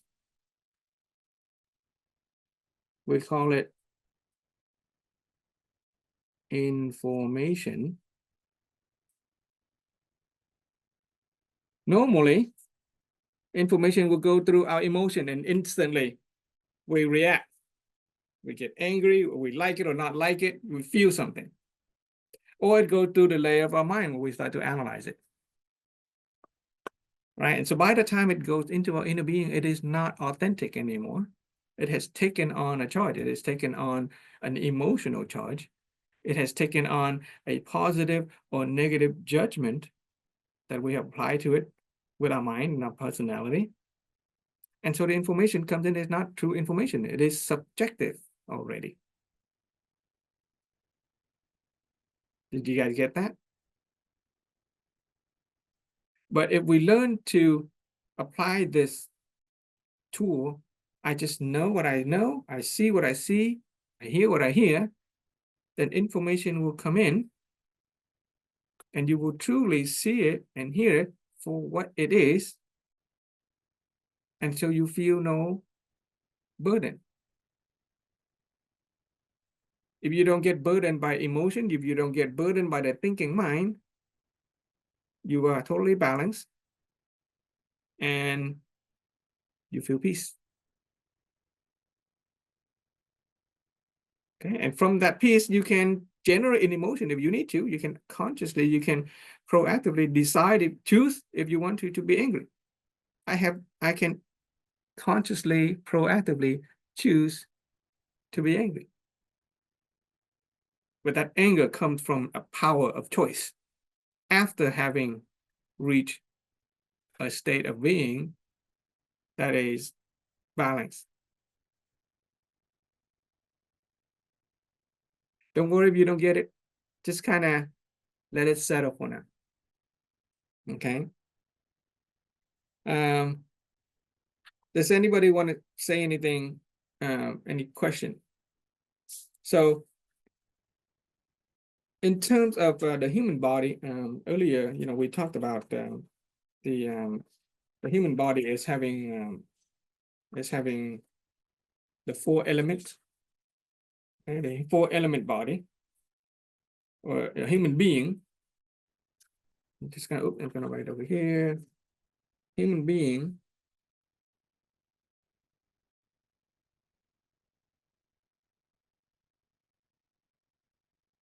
Okay, we have the earth, we have the 4 elements, right? Earth, water, air, and fire. We also have electromagnetism. Right? Human being, we have electromagnetism. Our body runs on electricity, right? People can measure our heart with an electrocardiogram. People can measure the electricity of our brain, oh my goodness, okay, magnetism, electromagnetism. Okay. If we, and in the human construct, it is a map to help us navigate our interiority.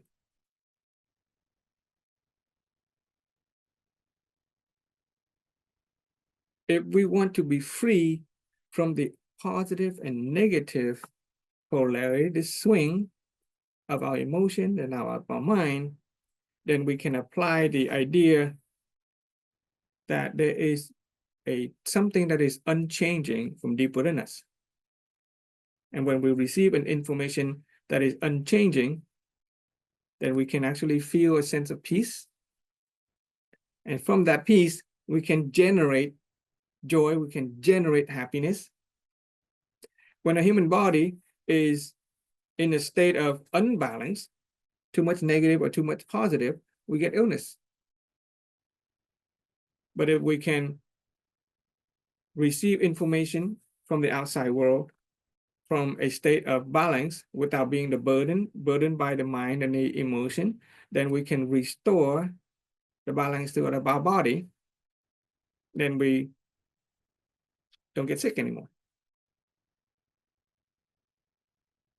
That's all I want to say for today. I know this is some new material. I don't want to go into too much thinking, okay? Because when you think too much, we're actually using the ideation, the thinking, and the judgment, and that will actually prevent us from discovering this truth within us.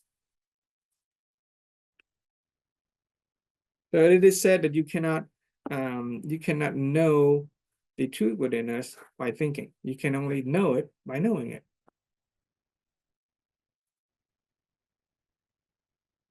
You can only know it by knowing it. The Buddhist has, so now we're talking about more religious stuff. The Buddhist has the idea of good fortune. Now we'll talk about a person's life, right? So good fortune, bad fortune, and then the idea of merit. Okay. Do you notice there are people who tend to be very fortunate? Have we ever wonder why somebody tend to be very fortunate? They're very lucky. They were born with great health. They were born with great wealth. They were born with wonderful relationship, and they didn't seem to do anything. Other people are born with poor fortune or bad fortune. And what about our knowledge and understanding and wisdom? Some people seem to be very knowledgeable. Some people understand things and become very wise very quickly, and other people don't. Science attribute everything to the DNA, but the science doesn't explain why it is that those particular DNA came to be. It is all random as far as science is concerned. You have your parent, so you take your DNA from your parent. But that still doesn't understand why those particular traits that human beings have. The Buddhists believe that a person who has a sort of energy, they call it spiritual energy, of good fortune, they will attract good fortune. If they have a lot of bad energy in terms of the bad fortune, they're going to attract a lot of bad fortune. The Christian perspective has the idea of grace. Okay. So grace is blessing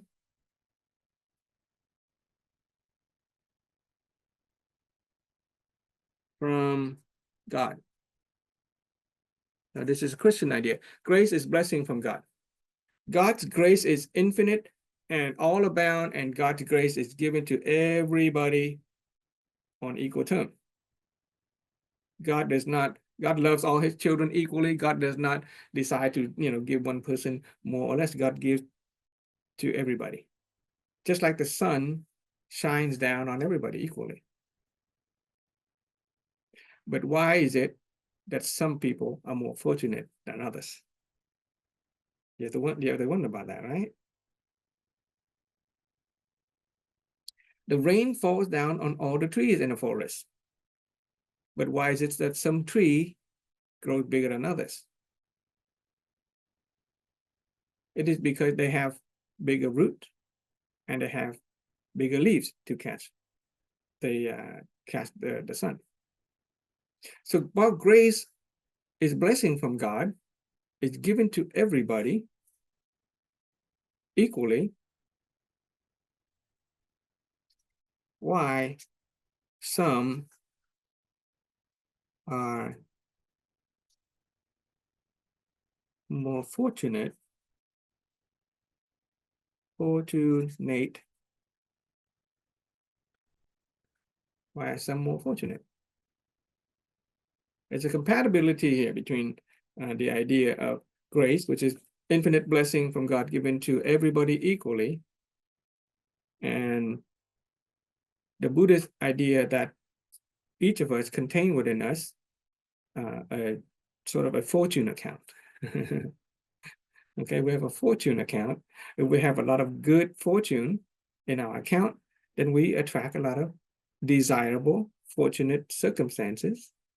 If we have a lot of bad fortune in our fortune account, then we're going to attract a lot of bad things that happen.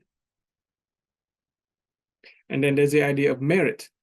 Person who have merit, this is another sort of energy of wisdom. We'll talk about wisdom later. It is an energy of wisdom. Some people understand things more quickly, become wiser, and they open their mind a lot faster than others. And so the Buddhist philosophy offer a way to understand why some people have more fortune in life. And it turns out that even though God's blessing is equal to everybody, right? God's blessing is infinite and equal to given to everybody. Each of us have different amount of fortune, has to do with our ability to receive it. Just like the tree in the forest, rain down on all the tree equally, but the tree with the deepest root and the biggest leaf will grow. It has to do with our own ability to receive God's blessing. It is not that God loves you more than another person. God loves everybody equally, but we get more blessing or less because of our ability to receive it. And our ability to receive God's blessing, as you will learn later, is tied to the value that we contribute to other people. People who create value for other people will, through life, through the value creation, increase their good fortune in the fortune account, and they will attract more positivity in their lives. People who cause bad things for other people, cause other people to go negative. Tomorrow or next week, we would learn about the positive and negativity polarity. If you cause other people to go negative, you're going to have a lot of negative fortune, and you're going to attract bad things into your life, including ill health, bad financial situation. But and in order to understand the truth within us, okay, what you need is the idea of spiritual merit. It is the energy of wisdom, and the only way to do that is to talk about it and share it with other people. But for now, if you don't understand it, it's kind of hard to share it. So it's okay if you don't understand it. Just know that. Just go back to this. Just go back to this. This. Where is it? Oh well. Just go back to the idea that I know that I hear and I know that I see. Right? See if you can experiment and sense it this week. I know that I hear and I know that I see. What I know and what I see, that changes. But I know, okay, that's my knowing and that's my seeing. And see if you can come to know that it's a truth.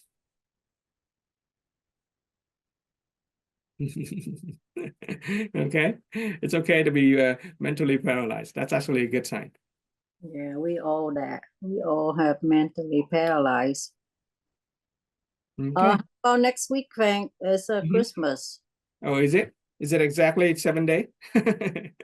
Yeah, Week is oh boy. Okay. Wednesday And then is the week after that it's New Year. Oh man. yeah, December 25th.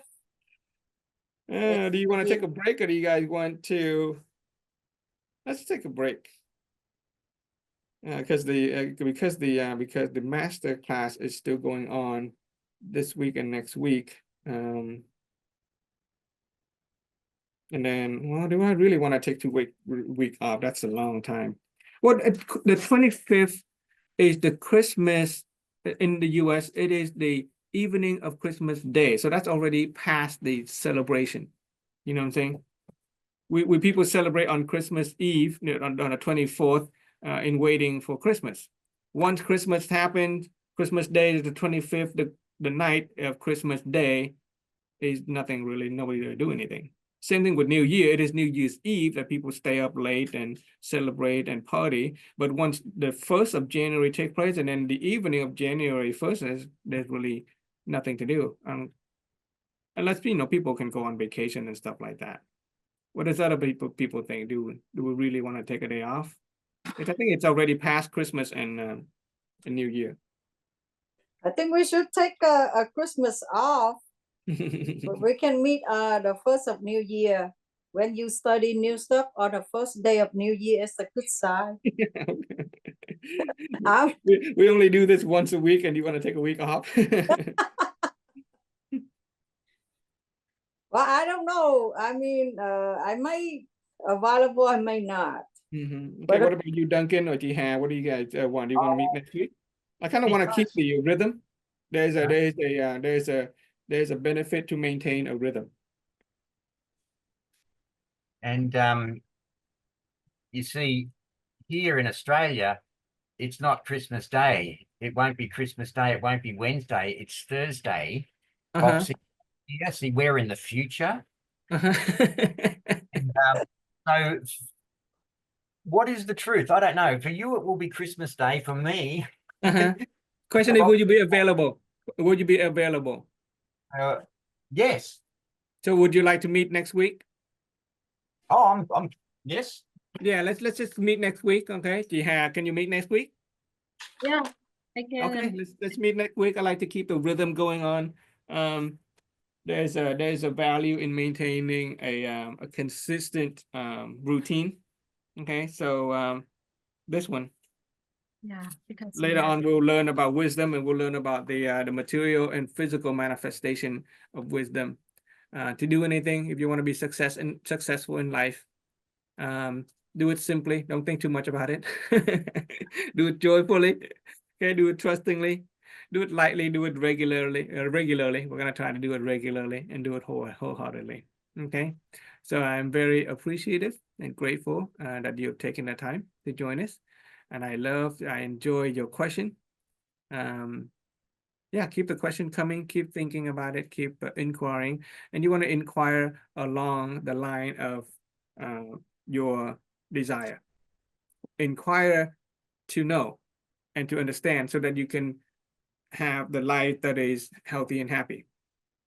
Okay, so inquire along the line of your desire is a good idea if you want to, transform your life. Okay, here we go. Here's a principle of alignment with desire.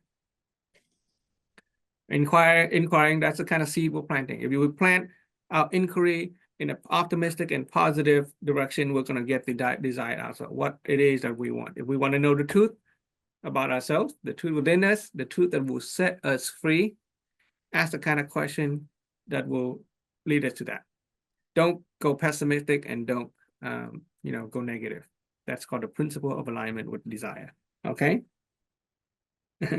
In Christian language, you need the blessing of the Holy Spirit in order to understand the truth. Okay, in the Buddhist language, it is having the energy of good fortune, merit. Okay, in the Christian language, you need the blessing of the Holy Spirit in order to know that. Jesus also say that. The stuff that Jesus say, not everyone understand. Not everybody's going to understand. It needs the Holy Spirit opening you to understand. But the Holy Spirit gives the blessing to everybody. Why do some of us understand and some of us don't? It has to do with our ability to receive that. And we can work on that. We can activate that ability to understand by inquiring along the line of our desire, going with the flow of universal principles and natural law instead of going against it. Okay? Yeah, I have a little question. Yes. Yeah, it's about free, positive, and negative. Okay. Yeah. So it's What do you? it's about free, positive, and negative. It's a higher level than equality, positive or negative outcome. What do you mean free, positive, or negative? Because I listen, maybe I missed some information, but I heard that about free. To be free, it's just a statement that I pulled. That's just a statement that I pulled from the Bible. Okay, and I think it's important to help us get to that truth. The truth that would set you free. Free from what? Do we want to be free from illnesses? Do we want to be free from the burden of the emotions, the thinking mind, right? Free from trouble, right? And for the Buddhists, free from the cycle of death and rebirth. It's about like when we take a meditation. This is này trạng thái thính không, like Okay, we'll talk about emptiness of being later. Yeah, so what you're talking about is a state of being of emptiness. It can derive from it does derive from, you know, it can arise from recognizing this truth within yourself, this simple truth that we just see what we are always already seeing, and we are already always knowing. And when we recognize that we are already always seeing and already always knowing, we are freed from the burden of the emotion, because we're not feeling anything. We just know that we're seeing and we know that we're hearing. We're free from the burden of the thinking mind, this thinking analytical mind. Is this true or false? What's Frank saying? Is this real? Do I believe or not believe? Is this good or bad? Should I continue or not? That so tiring. Right? But if you just know that you see and know that you hear, then it's just light. It's very light. There's no heaviness. There's no positive or negative charge. And you Yeah. can experience inner peace. Yeah, inner peace. You can experience inner peace, then it's easier to be more loving. It's easier to be more magnanimous to people, generous with people, because you're not judging them. You're not letting your like or dislike. We're not letting our perspective of another person taint the way we see another person. Wisdom come. Yeah, we'll talk about wisdom. Now we'll talk about different levels of wisdom. Yeah. So with so the word that Ha is using is emptiness of being. When you recognize the truth within yourself that we are already always seeing, we are already always hearing, and we recognize that as a truth, we don't bother thinking about it. The more you think about it, the more the truth will go away. Just don't think about it. Just know it. That gives us this sense of emptiness, true peace that is, you know, and then from that you can proactively choose to be more loving. And it's easier to be more loving when you're not attached to your own personality. You're not attached to the mental images. You're not creating any images. When you just know that I see and I know that I hear. And is that knowing that's the truth within it. Okay. Yeah, thank you so much. Okay, and we'll talk about the positive and negative polarity of the human personality. Anger has a positive and negative polarity. Pride has a positive and negative polarity. Desire has a negative and positive polarity.